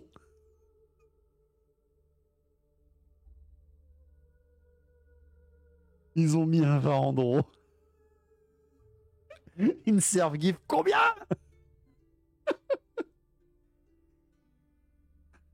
Ah là là. Il n'y a pas match. Ça semble équilibré tout ça. Ils sont peut-être 12 sur un seul dragon. Oui, c'est vrai. Comme les Glotkin. Des dragonnets peut-être. Non, c'est des fucking dragons noirs. Pas besoin d'Imric au final. Oui, parce qu'Imric est pas là. Hein. Imric est pas là. Hein. Ça cheat un peu sur les listes d'armées là. Ouais, j'avoue. Alors on m'a demandé dans le chat, Moratti n'est pas là. Non, Moratti, je vous rappelle qu'elle est avec Tyrion. Elle a changé de camp, hein. Elle est avec Tyrion. Donc Malekith, il est solo là. Malekith, il est vraiment solo. Il a pas Imric, il a Kuran, son lieutenant, certes, mais voilà, c'est tout. Et en face, qui c'est qui commande? C'est Tic et Tac. Teclis, il est là. Oui, Teclis, il est là, mais il va pas combattre. Teclis n'est pas dans l'armée, tu le vois, il n'est pas décrit dans l'armée, mais il est bien présent lors de la bataille. C'est du Nawak. Mais non, c'est pas du Nawak, c'est de la fin des temps. Ils étaient supérieurs à nous au nombre de 1. Ils ont pop à côté du bâtiment de production, les chevaliers de dragon. Ouais, on dirait ça. On m'explique que Malekith a dû demander de l'aide à Imric alors qu'il avait 24 cavaliers sur dragon, mais quel loser. Oui, parce qu'imaginez que là, les forces de Calédor, elles sont pas là. Hein. Donc vous imaginez combien il a de dragons en tout. C'est un vrai bordel, guerre entre Welf et Elfe Noir contre... Ouais, non, mais c'est un faucon rouge, c'est un mélange complet.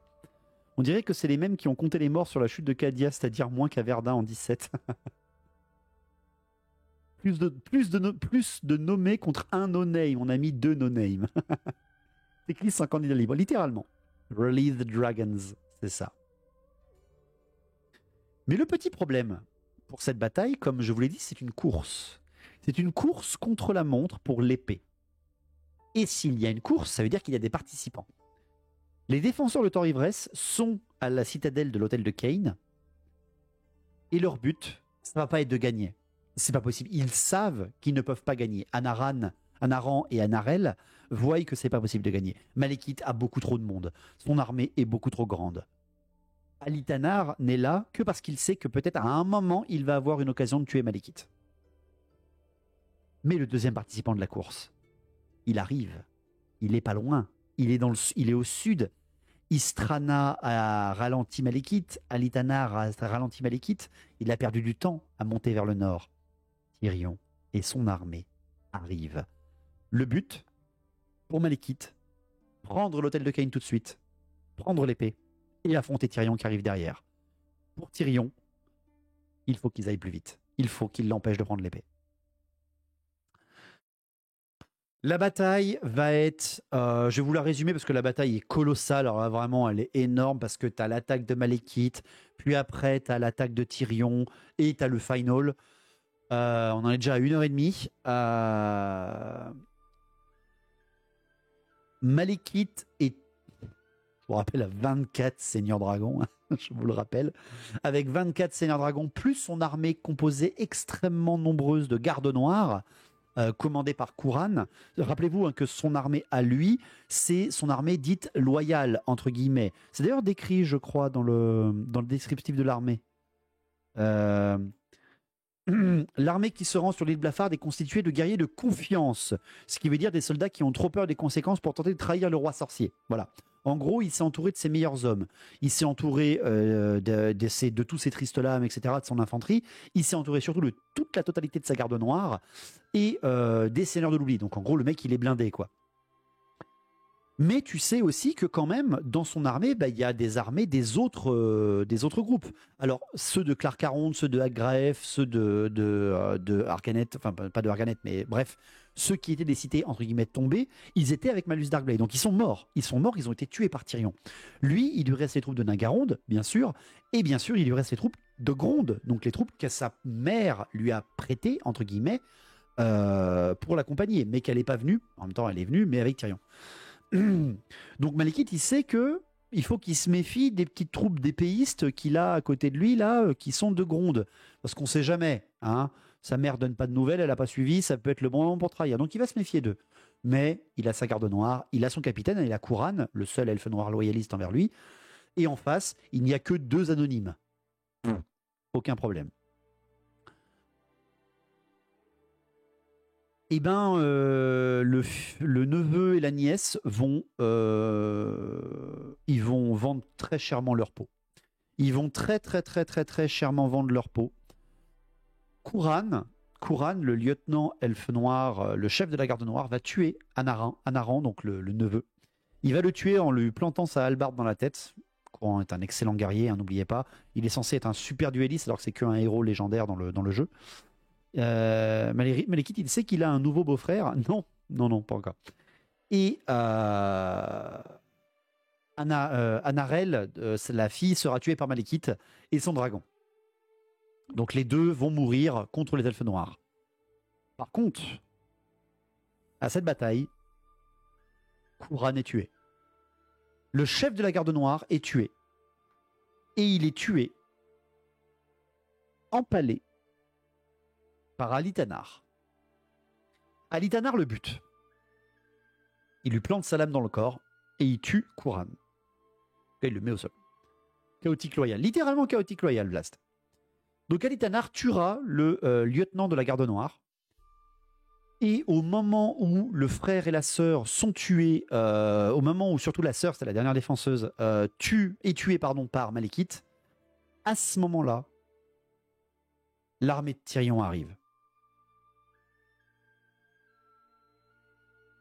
Il aurait glissé sur sa hallebarde, c'est ça. Ça valait le coup de mettre de l'incohérence avec les artefacts détruits de l'Altarium. Non, c'était juste pour gagner du temps parce qu'ils n'avaient plus personne. Et Tyrion, lorsqu'il arrive avec son armée exsangue, super fatigué d'avoir couru non-stop, il voit que Malekith est prêt à prendre l'épée. Il est au bord de l'autel, il est prêt à y arriver. On en parle de l'elfe vampirisé? Non, on n'en parle pas. On n'en parle plus, c'est fini, elle est juste mentionnée. Et lorsque Tyrion voit ça, il sait qu'il chevauche Malandir. Malandir, rappelez-vous, c'est le cheval le plus rapide de tout Ultuan, peut-être même du monde. Tyrion se dit qu'il a peut-être une chance, depuis le haut de la colline où il est, de foncer en direction de Malekith et d'arriver à l'épée avant lui, parce qu'il est encore en train de combattre les mecs sur Griffon. Malekith, dans le roman, il est carrément ralenti avec ses chevaliers sur Dragon. Il est carrément ralenti par toute la horde de Griffons qu'il y a, alors qu'ils sont 24 dans la description, même pas, ils sont 13, les chevaliers de Dor Garala. Donc vraiment, tu sens que Malekith, il est en difficulté contre les volants. Et que justement, il l'occupe, il l'empêche d'atteindre l'épée. Il n'aurait pas juste à atterrir, prendre l'épée et partir. Sinon, ça aurait été vraiment pété en termes de scénario aussi. Tyrion dit, je fonce, j'aurai l'occasion peut-être de prendre l'épée. Derrière, il se retourne vers Coril qui le regarde et qui fait, allez-y, nous, on va essayer de vous suivre, mais jamais on n'arrivera à temps. Caradrian, il est sur son phénix. Il va s'envoler direct, parce qu'il ne parle pas, Caradrian, il est garde phénix, il est muet. Enfin, il n'est pas muet, mais il a choisi le silence. Et il va suivre Tyrion direct. Tyrion qui part, il abat les rênes et il fonce. Le Phénix et Caradrian le suivent. Donc, tous les deux sont plutôt rapides, mais ils sont quand même derrière. Le Phénix n'est pas plus rapide que Malandir. Et Morathi, lorsqu'elle dit à son amour de Tyrion, non mais vas-y mon chéri, t'as le temps, tu auras l'occasion d'y arriver, ne t'en fais pas. J'ai une corde dans mon arc. Et au moment où Tyrion part, Morathi fait un murmure. Un murmure.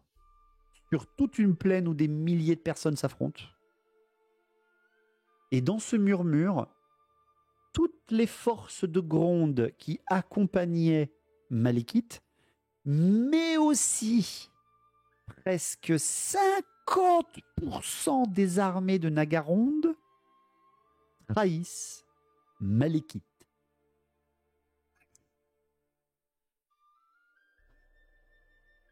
Est-ce que Morathi se souvient qu'elle peut TP les gens? Non. Salut de Lord Karga, je pense que balèze. Est-ce que je vous ai dit que Morathi est pété dans la fin des temps? C'est pété, madame. Non, madame, c'est pété. Est-ce que ça serait pas un peu cheaté? Execute Order 66. J'avoue. T'imagines la Malekith qui appelle Tyrion papa? Ah non, pas papa, non. Neveu, peut-être. Et Morathi, par ce fait, entame la véritable traîtrise qu'elle avait prévue depuis des semaines entières, trahir son fils et valoriser Tyrion jusqu'à la fin des temps. Pourquoi elle fait ça surtout? Pour récupérer l'épée? Non, pour Tyrion. Elle le fait pour Tyrion. Comme elle l'a dit à son fils, si jamais tu pars, tu seras mort à mes yeux, tu n'existeras plus parce que tu vas perdre tout ce que tu seras, tu ne pourras plus devenir mon fils. Et moi, ce que je veux, c'est Aenarion, c'est ton père. Je ne veux qu'une chose, c'est retrouver l'amour que j'avais pour lui et retourner dans ses fastes, retourner dans ce pouvoir, retourner dans cette puissance, être avec Kain, tout simplement. C'est ce qu'elle veut. C'était donc son armée la plus fidèle. Oui, c'était son armée la plus fidèle à Malekith. Hein. Mais bon, elle utilise des subterfuges, elle utilise des envoûtements. Parce que tu le comprends que Drusala, l'elfe qui se faisait passer donc, pour une émissaire, mais qui était Morathi elle-même, tu comprends très bien que Drusala, elle a suivi Malekith depuis que Malekith et ses armées, avec Malus, avec tous ses meilleurs soldats, les mêmes donc qui sont allés Blafard, sont allés à Gronde et ont traversé Gronde-Nagaronde et ont fait Nagaronde, Ultuan et toute la campagne, Nagarit. Tac, tac. Donc Drusala, elle les a suivis non-stop, donc Morathi, et elle a envoûté, c'est vraiment expliqué dans le roman, elle va à chaque camp, elle va à chaque feu de bois, elle parle à plein de monde et tu sens qu'elle tisse des envoûtements partout. Bref.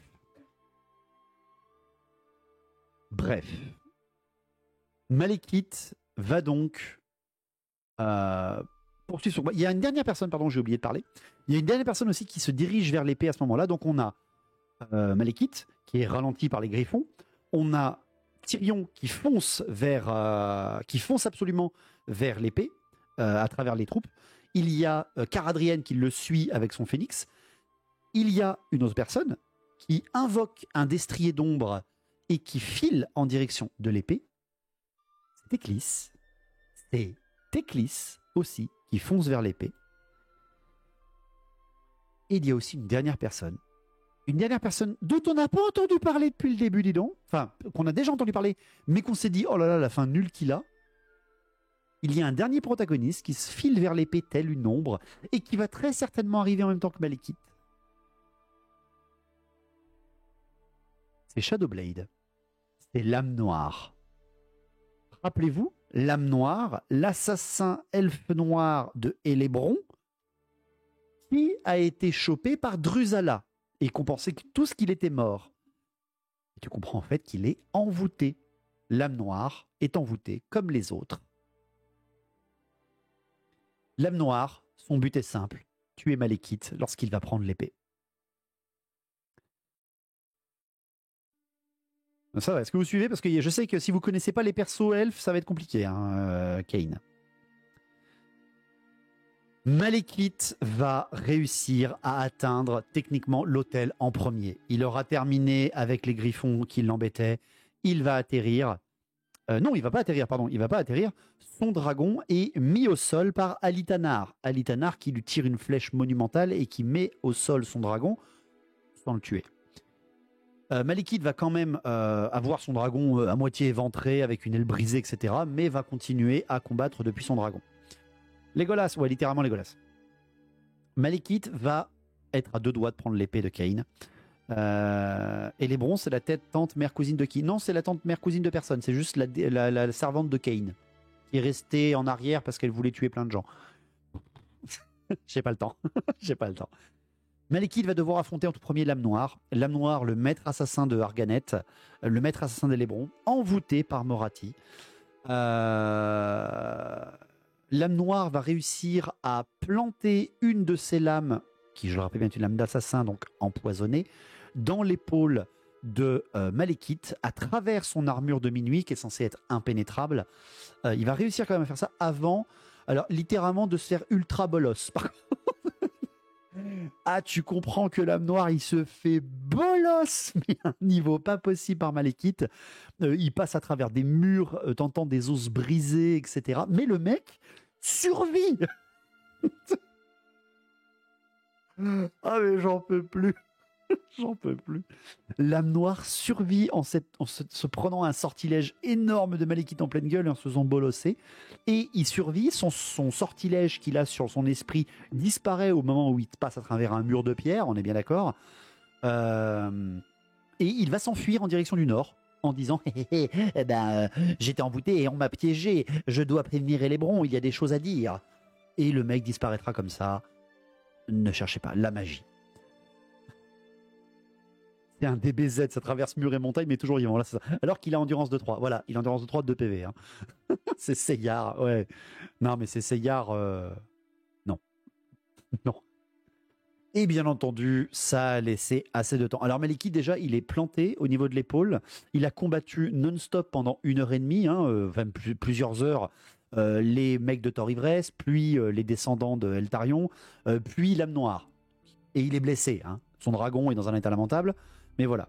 C'est le Lord Games Workshop ce soir? Oui, c'est Games Workshop ça ce soir. Gelbefan, de minuit, tu as sur YouTube ma version de l'histoire de la fin des temps. Et donc, ça laisse le temps, Malekith est ralenti, ça laisse le temps à Tyrion d'arriver. Et là, Tyrion, qui je le rappelle, est fou. Hein, il a tout perdu. Il est dans une rage meurtrière totale, littéralement, contre un Malekith qui est en one chance. C'est-à-dire qu'il est là parce qu'il n'a plus d'autre chance. Il n'échouera pas une nouvelle fois. C'est l'affrontement des deux. C'est l'affrontement des deux titans. Et je suis désolé, mais Malekith se fait bolos. Littéralement. Malekith, hein, je le rappelle, c'est le roi sorcier. Il est extrêmement puissant par sortilège. Il est un bon bretteur. Mais en face de Tyrion, Tyrion est un bien meilleur combattant. De son vivant normal. Mais là, il est en mode game breaker. C'est-à-dire que son esprit, là, il est... Voilà, littéralement. L'esprit de Tyrion vient de céder à la rage, comme toi, tu cèdes à la faim quand tu vois un petit Kinder Bueno tout frais, prêt à être grignoté, alors que tu n'as pas bouffé depuis 5 heures. Pardon, excusez-moi. Le combat est assez inégal. C'est quand même dommage, je trouve, pour Malekith. Bonsoir, mon frère Méto, bisous à toi. Je trouve que c'est dommage pour Malekith ce passage-là. Malekith quand même arrive à arracher le casque de Tyrion dans une botte assez impressionnante, mais très rapidement tu comprends que Tyrion a le dessus sur lui, déjà parce que Malekith a beau avoir fait perdre son casque à son ennemi, n'arrive pas à le désarçonner, son cheval est trop énergique et trop rapide pour que le dragon arrive à le choper une bonne fois pour toutes, et la magie que Malekith utilise est extrêmement annulée par l'armure d'Aenarion. Je rappelle que Tyrion, il porte l'armure d'Aenarion, l'armure du premier roi phénix. Par contre, ça ne protège pas la tête de Tyrion.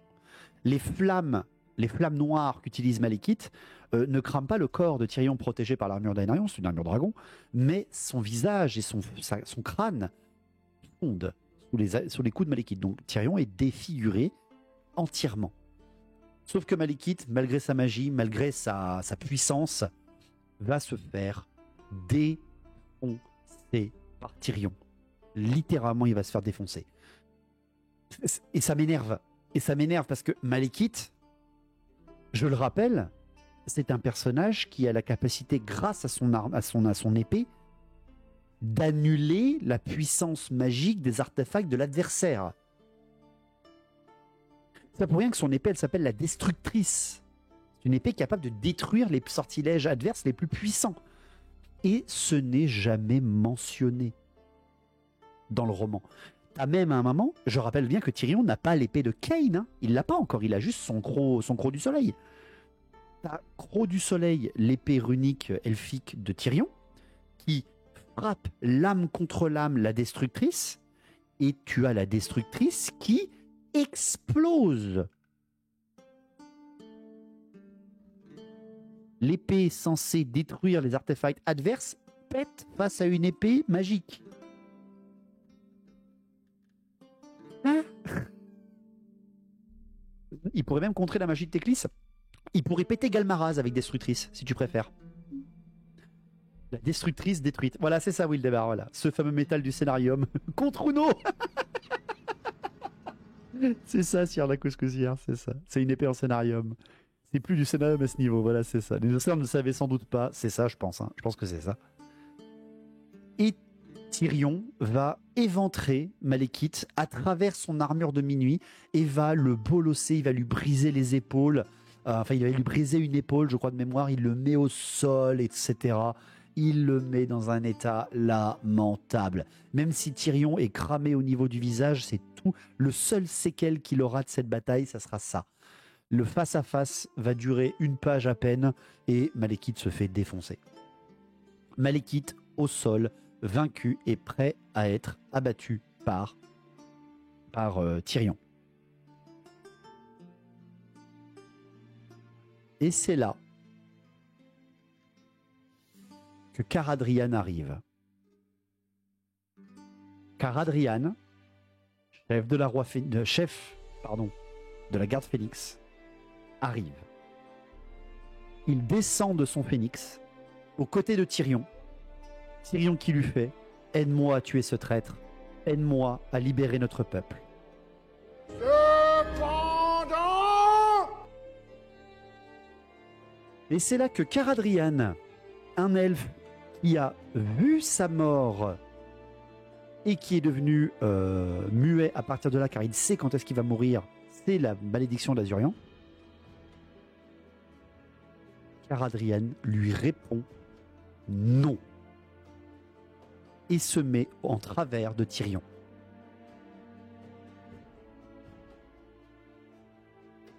Avant dans l'histoire, je te spoil pas, mais il y a déjà un affrontement Tyrion-Teclis contre Malekith. Je sais bien, Scuf, je sais très bien, merci. Je sais très bien, la bataille de Finuval, bien évidemment, sauf que de ce côté, Tyrion-Teclis contre Malekith, t'avais aussi Morathi. Caradrian, à ce moment-là, non, t'inquiète pas, Scuf, excuse-moi, je croyais que tu me parlais, excuse-moi. Caradrian, donc, par rapport certainement à la vision qu'il a eue, il sait qu'il va mourir, certainement tué donc par Tyrion, c'est ce qu'il a cru voir. Eh bien, Tyrion le regarde et fait « Mais je ne suis entouré que de traîtres » et s'apprête à tuer Caradrian. Cependant, renchérit sur un autre cependant, qui fait-il non pas qui est là aussi? C'est Teclis. Teclis est là. Alors ça s'est passé juste avant que Caradrian arrive, mais ça n'a pas d'incidence sur les actions. Cependant, puissance 2, c'est ça. Teclis qui est là, qui dit à Tyrion, ne fais pas ça, ne tue pas Malekith, ne sombre pas à la malédiction d'Aenarion, même s'il sait que c'est trop tard, que son frère ne peut pas revenir. Tyrion s'apprête à tuer Caradrian. Son épée là, elle fait comme ça là. Et là, attention. Cependant, puissance 3. Alitanar. J'ai pas assez d'images à vous montrer. Oh là là, RMG cependant au cube quoi. Alitanar, qui, je vous le rappelle, attendait le meilleur moment pour tuer Malekith, qui vient de tuer Khurran dans la bataille qui se passe en dessous. Alitanar a armé son arc magique sur Malekith et va décocher sa flèche. Sauf que là, le scénario nous rappelle que l'arc d'Alitanar, c'est l'arc de la lune. La lune, Liléat. Liléat, la déesse alliée à Teclis, la déesse du destin. On t'explique que Azurian, c'est le roi créateur, c'est la flamme, c'est le phénix, c'est lui qui dirige les elfes, mais Liléat, elle dirige le destin. Et à ce moment-là, tu as plein de trucs qui se passent au même moment, tu as plein de cependant, c'est pour ça. Caradrian, il a vu sa mort parce que Azurian lui a dit que ça se passerait comme ça. Et là, le roman, il dit « Fuck la logique ». À ce moment-là, Teclis ressent l'énergie de l'arc d'Alitanar, parce que Teclis est un élu de Liléat. L'arc a été fabriqué par Liléat, et Teclis fait juste un petit... Ça, il fait un petit... d'un centimètre à peine, d'un millimètre à peine, au moment où Alitanar libère sa flèche, la flèche part. Je vous rappelle que le mec, il tire une baliste, il tire un trait de baliste, c'est force 7 ou force 6. Le trait part non pas sur Malekith, mais est dévié au dernier moment par l'appel du scénarium que Teclis avait ressenti à travers le vent, l'espace et l'esprit, et a dévié la flèche pour que la flèche frappe Tyrion de plein fouet dans le dos. Et Tyrion porte l'armure d'Aenarion, le premier roi phénix, et Tyrion ne sera juste que soufflé par le coup, propulsé sans avoir le temps de tuer Caradrian. C'est pas tout le lore de la garde Phénix qui part en fumée du coup? Tout à fait, Wildemar. C'est littéralement là le scénario de la garde Phénix qui part en vrille, qui disparaît. Parce qu'en fait, Caradrian, il rouvre les yeux et il dit « Attends, je suis pas mort, alors que c'était ma vision, c'était celle qui a fait que je suis garde Phénix. Je devais mourir là. » C'est pour ça qu'en fait, Caradrian, il ne dit jamais rien comme tous les gardes Phénix, parce qu'ils savent quand est-ce qu'ils vont mourir. Et pour préserver ce secret, pour pas changer le destin, justement, ils doivent pas parler. Il avait déjà prévu, ouais, c'est ça. C'était ta gueule, c'est magique. Que des traites, il doit vraiment exploser, son dernier câble explosé. Ah oui, mais il a plus rien là, le pauvre. Et tu comprends en fait que vraiment la plus puissante des déesses, c'est Liliath, de loin, parce qu'elle maîtrise le destin, ou en tout cas elle peut infléchir le destin. C'est pour ça que c'est assez compliqué. Je sais que c'est compliqué, hein, qu'il y a plein de ramifications, je suis désolé pour ceux qui connaissent pas complètement le lore des elfes, mais c'est très chargé, c'est ça. Twitch qui a planté quand tu disais que l'arbre était tendu, j'étais pas prêt. Ah non, c'est indécent, désolé. Donc, Tyrion s'est fait souffler par le tir, mais il avait pris l'épée et il allait tuer. Alors j'ai oublié de le dire, oui pardon, mais il prend l'épée au moment où Malekith est au sol. Excusez-moi, quand Teclis arrive, son frère lui fait « Non, ne prends pas ça, Tyrion !» Et Tyrion saisit l'épée, bien sûr, et il essaie de l'abattre sur Caradrian, qui sera sa première cible de l'épée de Kain. Et justement, il est soufflé par Alidana. Excusez-moi, je vais un peu vite, mais bon, il y a beaucoup de ramifications, je suis désolé. Et donc, Tyrion soufflé, Teclis à quelques secondes avant que les armées arrivent, et juste avant que Morathi surtout arrive, et il va TP, parce que Teclis, enfin c'est pas lui qui le fait, Teclis va saisir Caradrian d'une main, saisir Malekith de l'autre, et il va appeler Liliath elle-même, et les trois sont TP. Les trois sont TP hors du champ de bataille. L'armée de Malekith sera massacrée par les traîtres de Gronde et l'armée de Tyrion commandée par Coril. Seule la garde noire va réussir à... Enfin, des morceaux de la garde noire vont réussir à s'échapper, alors que je rappelle, ils sont sur l'île Blafard, entourés de hauts elfes absolument partout. On ne sait pas comment une partie de la garde noire arrive à s'en sortir, mais ils y arrivent. J'ai pas le temps. Je suis désolé, j'ai pas le temps. Et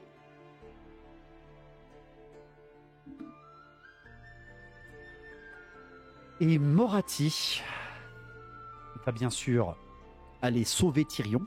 Tyrion qui s'est fait souffler lui aussi par le scénario, hein, je suis d'accord, mais Tyrion qui était inarrêtable depuis le début s'est fait souffler par Alitanar, mais direct. Hein. Tyrion qui, je le rappelle, est défiguré à jamais par des flammes noires de Malekith. Hein. Le mec, il s'est pris des sortilèges de Malekith en pleine gueule. Sans armure, sans rien. Le mec, Tyrion, est défiguré à jamais. Il a l'épée de Kain, certes, mais ça serait super cool d'avoir un Tyrion défiguré, brûlé au 100e degré, avec l'épée de Kain, genre je suis le monstre qui va tout vous détruire, je suis Kain. Il est devenu officiellement Kain à ce moment-là. Ça valait le coup de se trimballer 24 dragons. Ouais, c'est ça, voilà. Et en fait, pendant les jours qui vont suivre, eh bien Morathi va réussir à soigner Tyrion. Il n'aura aucune séquelle au visage.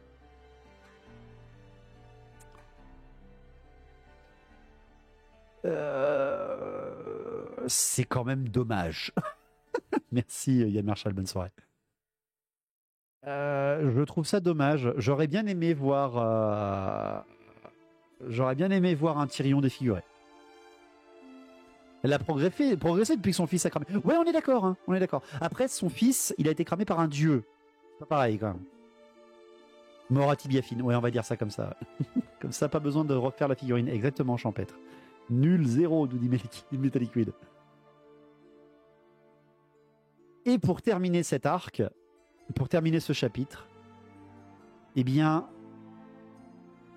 on est après le TP de Teclis, Malekith et Caradrian. On retrouve les trois personnages en train de déambuler dans des couloirs. On ne sait pas exactement où ils sont au début. On comprend qu'ils sont dans une espèce de forteresse. Et au fur et à mesure du roman, on comprend qu'ils sont à l'hôtel d'Azurian, l'endroit de la flamme du Phénix, l'endroit même de la garnison de tous les gardes Phénix, l'endroit où Malekith a été brûlé pour l'éternité. Et tu comprends, on est plusieurs jours après la bataille, et tu comprends que l'autel d'Azurian, le symbole du trône phénix des hauts elfes, est en train d'être assiégé. C'est une île, l'hôtel d'Azurian. L'île est assiégée par Eslin, le commodore de l'armada haut elfe. Car le mec est au courant que Malekith est dedans. Et le gars bombarde avec ses wyrms des mers et ses balistes, ses gardes maritimes, tout ça. Il est en train d'assiéger le centre même du pouvoir du dieu de sa nation. Parce qu'il est aux ordres de Tyrion. Là non plus, j'ai pas compris. Là, j'ai pas compris le... Vite, s'il vous plaît, de l'alcool très très fort, SVP. Que des traites, je vais cramer cette île jusqu'au centre. Les nouvelles vont très vite. Les nouvelles vont très vite. Les nouvelles vont très très vite. Surtout qu'en plus, les gardes Phoenix, ils laissent passer Malekith. Ils laissent passer Malekith parce qu'ils comprennent. Déjà, il y a Caradrian qui est avec lui. Et surtout, ils comprennent en fait que tout a changé. Tout a changé. Malekith n'est plus vraiment l'ennemi d'Ultuan. Il est son dernier espoir à Ultuan. Teclis, Caradrian vont amener Malekith devant la flamme du Phénix. Ils vont amener le roi sorcier, fils d'Aénarion, devant la flamme du Phénix, son objectif ultime, celui qu'il a toujours voulu atteindre. Et Malekith va dire à Teclis, vous êtes encore en train de m'utiliser. Il y a un piège. Je vais rentrer là-dedans. Je vais mourir. La dernière fois que ça s'est passé, Azurian n'a pas voulu. J'ai été refoulé. La flamme a failli me tuer. Et Teclis balance l'info totale. Alors là, je suis obligé de reprendre le livre, je suis désolé. Que les mots sont importants.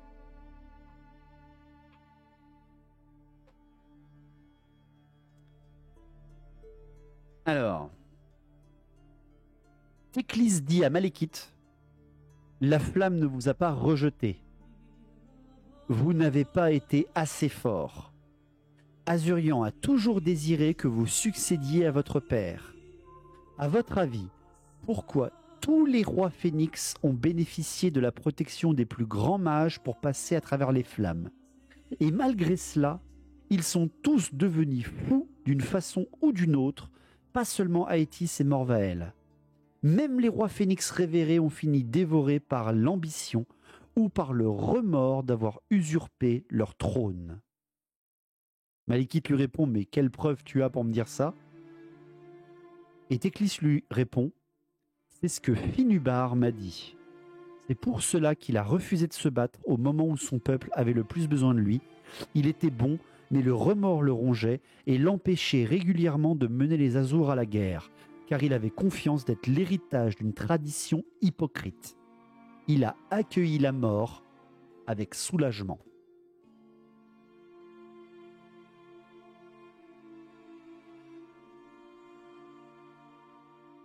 Donc le roman explique littéralement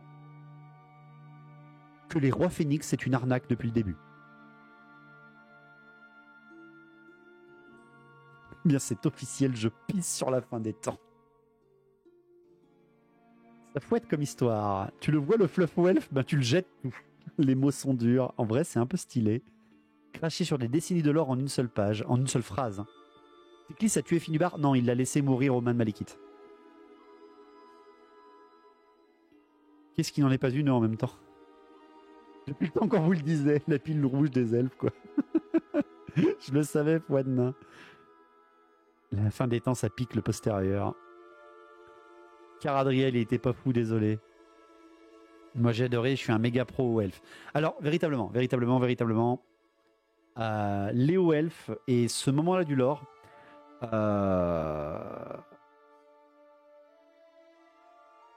franchement, je le trouve logique. Franchement, je le trouve logique.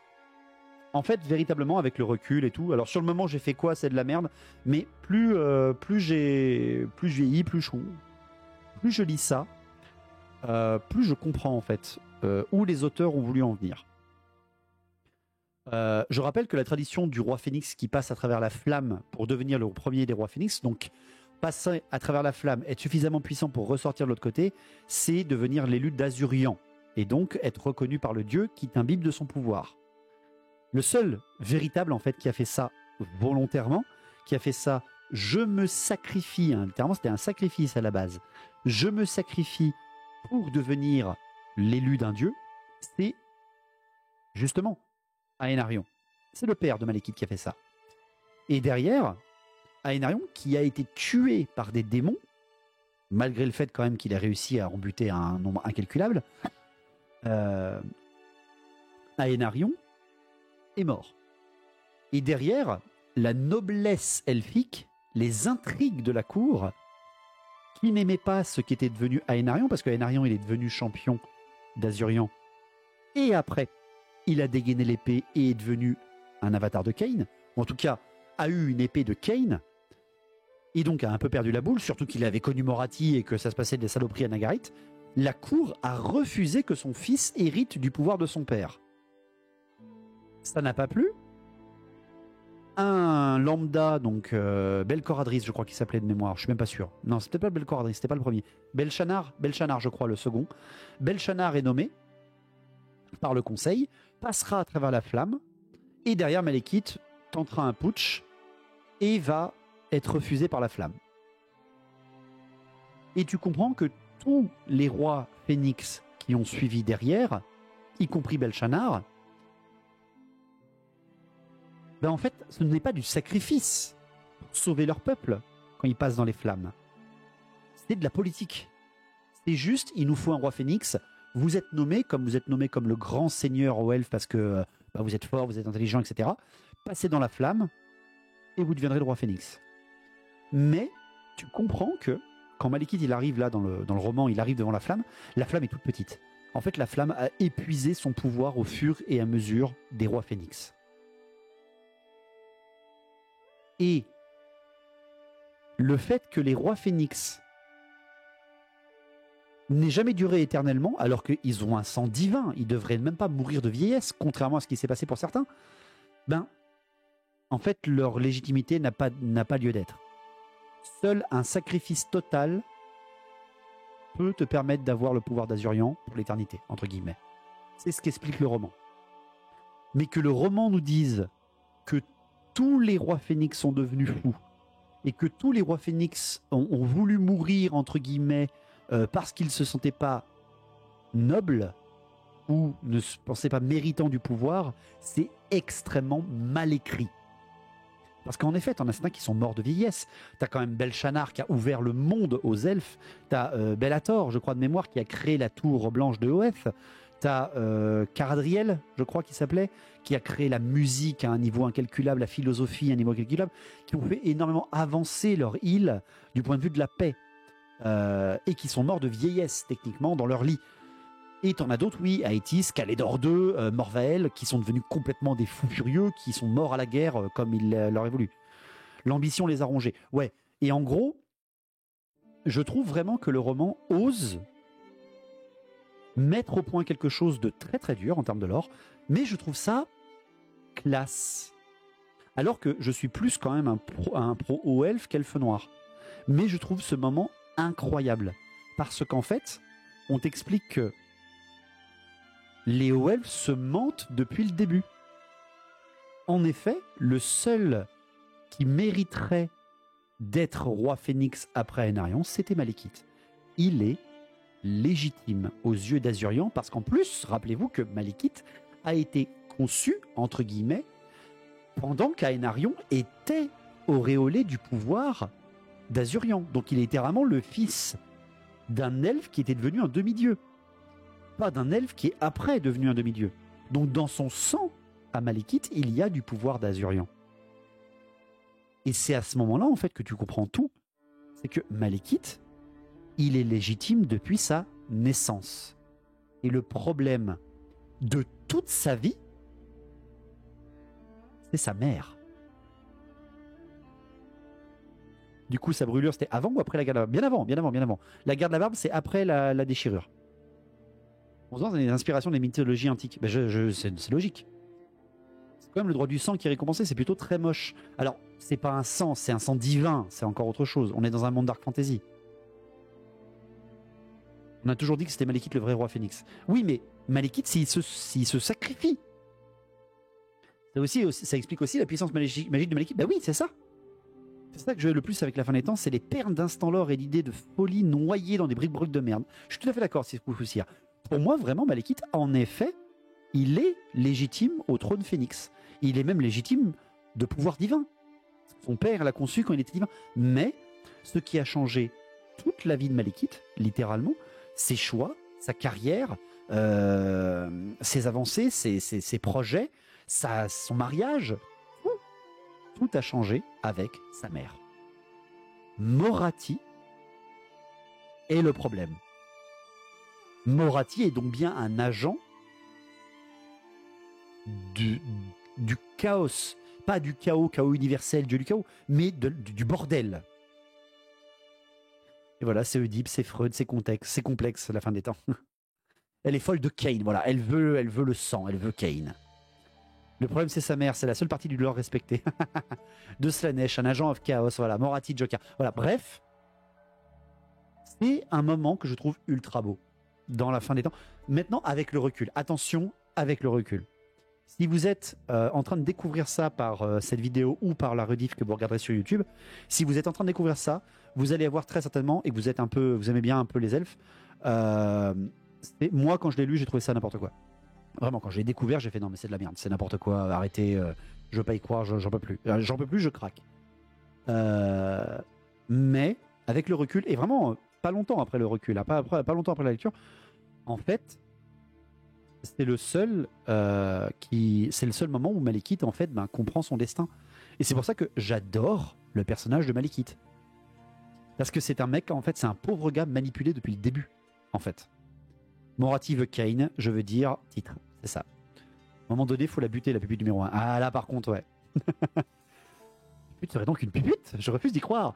C'est vraiment pour ça que pour moi, la méchante dans toute l'histoire des elfes, c'est Morathi. L'idée, c'est que la némésis des hauts elfes sont en fait le véritable roi, est assez fort, effectivement. Je trouve que c'est incroyable. Parce que même en ayant été manipulé, même en ayant perdu son âme, littéralement, parce qu'il a tué des milliers de personnes, des centaines de milliers de personnes, Malekith, c'est un tortionnaire. En plus, c'est quelqu'un qui est froid. Tout ça, mais ça vient de son éducation. Ça vient justement de sa mère. Ça vient aussi de l'influence de Cain, de son père, même s'il l'a assez peu connu. La seule fois où Malekith est soulagé, en fait, voilà. Fini pour moi la fin des temps, Kamkaran. Ah, il n'en peut plus, Kamkaran. Bref, en tout cas, cette idée, moi, pour ma part, avec le recul, je l'ai adorée. Enfin, je l'ai adorée. J'ai eu beaucoup de mal à l'avaler, mais je l'accepte. Allez, je ne vais pas dire que je l'adore, mais je l'accepte. Je l'accepte, parce que ça rend le personnage de Malekith encore plus intéressant, je trouve. Malekith n'aura pas le choix.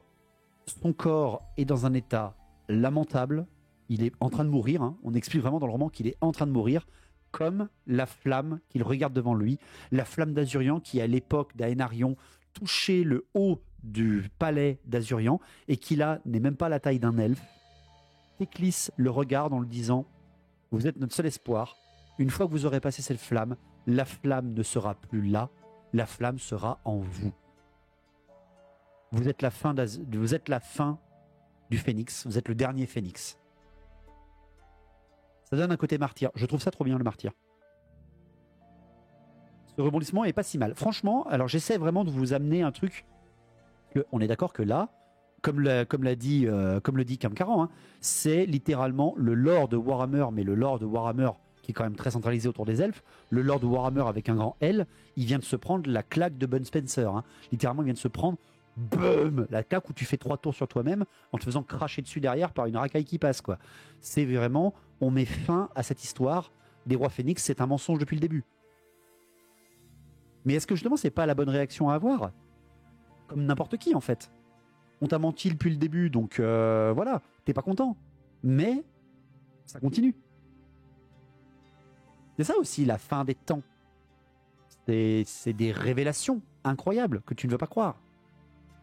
Bref, Malekith va se tourner vers Teclis et va lui lancer une dernière tance en comprenant que tout ce que lui dit Teclis, tout ce que je suis en train de vous dire depuis le début, Malekith en fait commence à comprendre et accepte en fait et se dit putain en fait j'ai gâché ma vie, tout ce que j'ai fait, je l'ai fait parce que il n'a pas de remords comme il le dit, je n'ai aucun remords, je ferai exactement les mêmes choix qu'avant parce qu'en fait il est trop rongé de tout ce qu'il a fait avant, il est trop clair dans son esprit que tout ce qu'il a fait avant en fait ne peut pas être changé, il l'a fait, le passé ne peut pas être changé. Et Malekith à la fin de ce chapitre va s'avancer dans les flammes. Et le chapitre se termine par Teclis, qui le voit passer dans les flammes, et qui, au bout de quelques secondes, n'entend plus que des hurlements de douleur.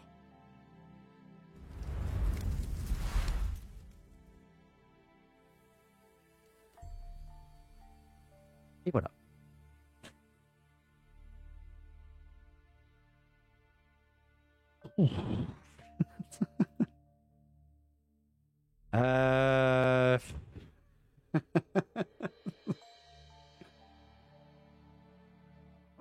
Voilà. Non, mais que des mensonges dans des livres. Et puis quoi encore, les nains n'aiment pas la vraie bière aussi. Désolé, mais c'est stylé de ouf. Franchement, je trouve que c'est vraiment bien stylé. Moi, je suis désolé, mais je trouve ça stylé. Tu peux pas faire ça. Si, c'est Kirkanos. Oh, que si, je vais le faire, Kirkanos. On peut pas s'arrêter là. C'est la fin du chapitre. Je suis désolé, c'est la fin du chapitre. Ouais, c'est stylé de ouf. Non, franchement, je trouve que c'est un accomplissement de la quête de Malekith et je trouve ça incroyable. Mais réfléchissons. Malekith, il refuse lui-même il accepte de lui-même à l'époque la décision du conseil de nommer quelqu'un d'autre à sa place. Et c'est sa mère qui ventripote, qui fait non, vous devriez nommer mon fils, etc. Donc le nommer pour des mauvaises raisons, parce que sa mère chouine. Malekith, il fait non, mais c'est pas grave, allez-y, votez pour quelqu'un d'autre. Il va faire le tour du monde, il apprend plein de choses, et il va commencer à se faire corrompre par sa mère pendant l'époque de Belshazzar. Et bien entendu, sa mère, alors qu'il sait qu'elle est une traîtresse au seuil du chaos, je le rappelle, parce qu'elle veut revivre l'époque d'Aenarion, elle veut retrouver son amant, donc son mari, pardon, et elle veut retrouver son pouvoir, donc elle est littéralement vouée à Sladesh, Morathi. Malekith qui, pendant ses errances dans le monde, alors qu'il n'est pas trop en contact avec sa mère, etc., qu'il est aux prises, au courant, pardon, des cultes de Slanesh qui se développent, du culte du plaisir, etc., qui se développent, il se marie, Malekith. Il se marie, il est marié à une elfe. Il est marié à une elfe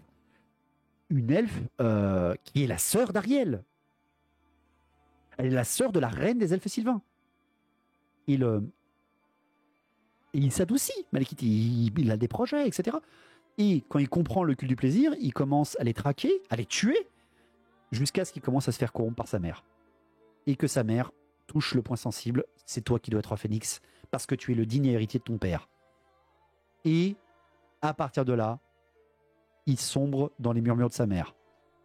Sa mère le manipule, la déchirure, elle l'enferme dans l'armure de minuit au lieu de le laisser mourir. Au pire, il aurait échoué, il serait mort, elle l'aurait laissé. Mais non, c'est sa mère encore qui l'enferme dans l'armure de minuit, dans son armure collée à son corps, brûlée au centième degré. Elle lui bourre l'esprit, elle lui dit que tu vas devenir le roi, tue-les tous jusqu'au dernier pour devenir toi le roi d'Ultuan. Malekith qui échoue une seconde fois à conquérir Ultuan, qui se morne dans son échec et qui derrière est repris en contact par son ancienne femme qui est devenue une seigneur d'Athel Lorraine parce qu'il y a eu la cessation avec les hauts elfes et les elfes sylvains, et où sa mère est mise au courant, sa mère qui organise un meurtre, un assassinat de sa belle-fille, la femme de Malekith, par le biais d'un seigneur haut elfe envoûté par Morathi, pour que la guerre haut elfe noir revienne au goût du jour. Morathi est le centre du problème de toutes les trois races elfiques. Et c'est pour ça que pour moi, Moratti, c'est l'une des méga boss de fin de scénario. Je trouve qu'il aurait pu l'amener mieux que Malekith est génocidaire, mais comme Azurian est stupide, il continue à le considérer comme son élu. Bah, il est génocidaire par sa mère. Vraiment, sinon après, il l'était pas. Hein. Avant, il l'était pas. Pour de vrai, qui est-ce qu'elle aime le plus, Moratti? Son mari ou le pouvoir et le chaos? À un moment donné, il faut se poser des vraies questions. Bah, en fait, elle-même ne le sait certainement pas. Elle est corrompue depuis trop longtemps. Moratti, c'est l'Erebus de Warhammer Battle. Je dirais ça. Pour le peu que je connais de l'univers de 40K, c'est Erebus. C'est même pas Horus, c'est Erebus. C'est quoi cette fin à la con comment ça, Malekith meurt en même temps? S'il passait à travers la flamme, ça gâcherait la tragédie de Malekith. Tu verras la semaine prochaine, Metal Liquid. Il faudra attendre. Certes, les ailes de Malekith, ben c'est Malekith qui les a commis. Oui. Ah oui, non, mais comme l'a dit Teclis au moment où il passe à travers juste avant qu'il rentre dans la flamme, c'est la fin du pouvoir d'Azurian. Vous êtes le dernier roi Phénix. Parce que la mascarade, malheureusement, elle a duré trop longtemps et que Azurian s'est fatigué à bénir des rois Phénix qui n'en valaient pas le coup. Je vous rappelle que Azurian, il n'a pas d'attrait sur le territoire des mortels. Il s'en fout, Azurian. Le pouvoir qu'il a, il émane de sa réminiscence des cieux. Donc, Azurian, on va prendre son pouvoir qu'il laisse sur Terre et puis on le laisse tomber. Terminé, Azurian, il n'existe plus. C'est fini. La seule qui est une déesse qui s'intéresse au monde des mortels et qui donc récompenserait les bonnes personnes, comme elle le fait, elle choisit Aralot, elle choisit Teclis, elle lui fait faire des choses horribles, mais elle le choisit parce que c'est une bonne personne à la base. Eh bien, elle peut choisir Liléat parce qu'elle est sur Terre, Liléat. Azurian n'est pas sur Terre. Donc, il avait dit, ok, écoute, je donne le pouvoir à ton père. Si tu choisiras de passer de la flamme, si tu es assez puissant, je te le donnerai aussi. Mais les mages trafiquaient la flamme pour qu'ils passent. À ce que dit Teclis, les plus puissants mages aux elfes aidaient les futurs rois Phénix à passer la flamme. Donc c'est vraiment un mensonge depuis le début. Il n'y a aucune destinée. Ce qui est justement la claque de Bud Spencer. C'est ça la claque, justement. C'est ça que beaucoup de gens n'apprécient pas. Même moi, je l'apprécie même pas encore aujourd'hui. Mais c'est normal, c'est ce qui est fait pour. On t'a menti tout le temps, donc c'est normal que tu sois vexé. Je sais que dans AOS, Moratti revoit Aenarion et alors qu'elle était en train de dévorer les esprits des rois phénix d'antan, elle hésite devant celui d'Aenarion car elle l'aimait toujours. Lui, il n'hésite pas par contre et il lui met un grand coup d'épée dans la gueule. Il aurait dû faire ça depuis le début. Peut-être début, mais la Dame du Lac, c'est aussi Léat. Oui, Dan. C'est ce qu'on a appris depuis le début de Kane. Ladriel, qui est donc l'autre nom de Liléat, c'est aussi le nom de la Dame du Lac.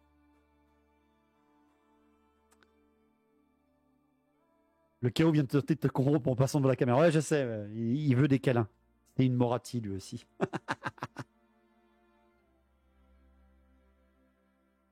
Voilà, et là, tous ceux qui sont pro-elfe noir, Malekith Sama, sont d'accord avec cette fin. Tous ceux qui sont anti-elfe sont d'accord avec cette histoire. Mais vous n'êtes pas objectif. Vous n'êtes pas objectif parce que vous avez un contre cette race, contre cette faction. Mais pensez à ceux qui suivent cette faction depuis le début. Parce que vous n'allez pas me dire que ouais, c'est le gros connard qui a massacré des centaines de milliers de personnes qui a gagné. J'avais raison. Bah ouais, mais ça reste un gros connard qui a massacré des centaines de milliers de personnes. Ça reste horrible. Ça reste horrible. Tous les mercenaires regardent tout ça d'un œil perplexe. C'est ça. Le seul truc, c'est que voilà. En termes de shocking, c'est sûr que c'était une grosse nouvelle. Cela donne de la profondeur à l'univers. Merci. Merci. C'est un monde dark fantasy. Il n'y a aucun gentil, il n'y a aucun méchant. Simple. Enfin si, tu as des méchants simples. Il n'y a aucun gentil. Même ceux qui se font passer pour les grands défenseurs du monde sont en fait nés d'une politique de menteurs. Ils ont des politiques menteurs. Et c'est surtout, moi j'aime beaucoup ça, c'est aussi une preuve que dans le monde de Warhammer, tous les dieux sont des connards. Ou en tout cas, tous les dieux dans le monde de Warhammer, à l'exception d'une seule, véritablement, qui s'intéresse à ce monde-là en particulier, n'en ont rien à faire du monde où ils sont. Azurian, il a béni n'importe qui. je sais pas, Kane, il veut buter tout le monde en cycle répétitif, etc., etc. Liléat, elle, par contre, elle veut sauver ce monde-là, en particulier. Quitte même à voler le pouvoir de ses frères et sœurs pour le donner aux mortels.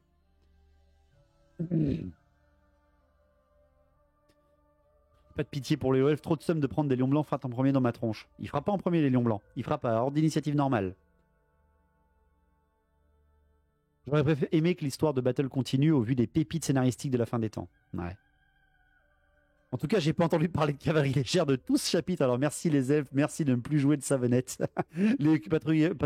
Toutes les cavaleries légères sont jamais mentionnées dans les livres. Hein. Parce que c'est pas épique.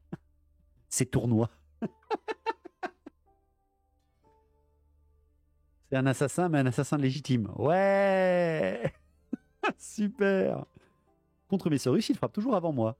Distorsion de Bérona. Tu frapperas avant eux.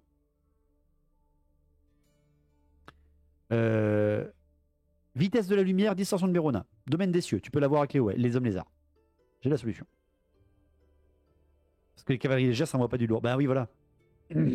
Ordre d'initiative normale, ce sont des elfes. Bah arrêtez, vous pouvez facilement les descendre à leur initiative. Bonne nuit, Grumpy, merci à toi. Merci pour la modo. C'est de la dark fantasy, c'est de la fantasy avec des vraies personnalités humaines crédibles. Bah, j'adore, moi. Moi, j'aime beaucoup. Je crois quand même que c'est les nains qui prennent les pires horreurs dans la fin des temps. Oui, Scuff. Parce que là, c'est les elfes qui en prennent plein la gueule. Donc les nains, ils sont ouais, dans vos gueules, vous la méritez. Attendez le prochain livre, les gars. Attendez le prochain livre. Voilà. Je vous rappelle juste que dans le premier livre, vous avez perdu Torek en une seule bataille et le roi de Cazador. Voilà. Vous avez perdu le roi Cazador et Torek. Voilà. Et c'était le premier livre. Hein. Bougez pas. Vous n'êtes pas prêts. Bon voilà. Je vais m'arrêter là pour ce soir. Merci beaucoup à vous tous, bien sûr. Pour cette session de stream de la fin des temps. On vient de finir un nouveau chapitre, hein, quand même. On vient de finir un nouveau chapitre. On est officiellement à la moitié de la fin des temps.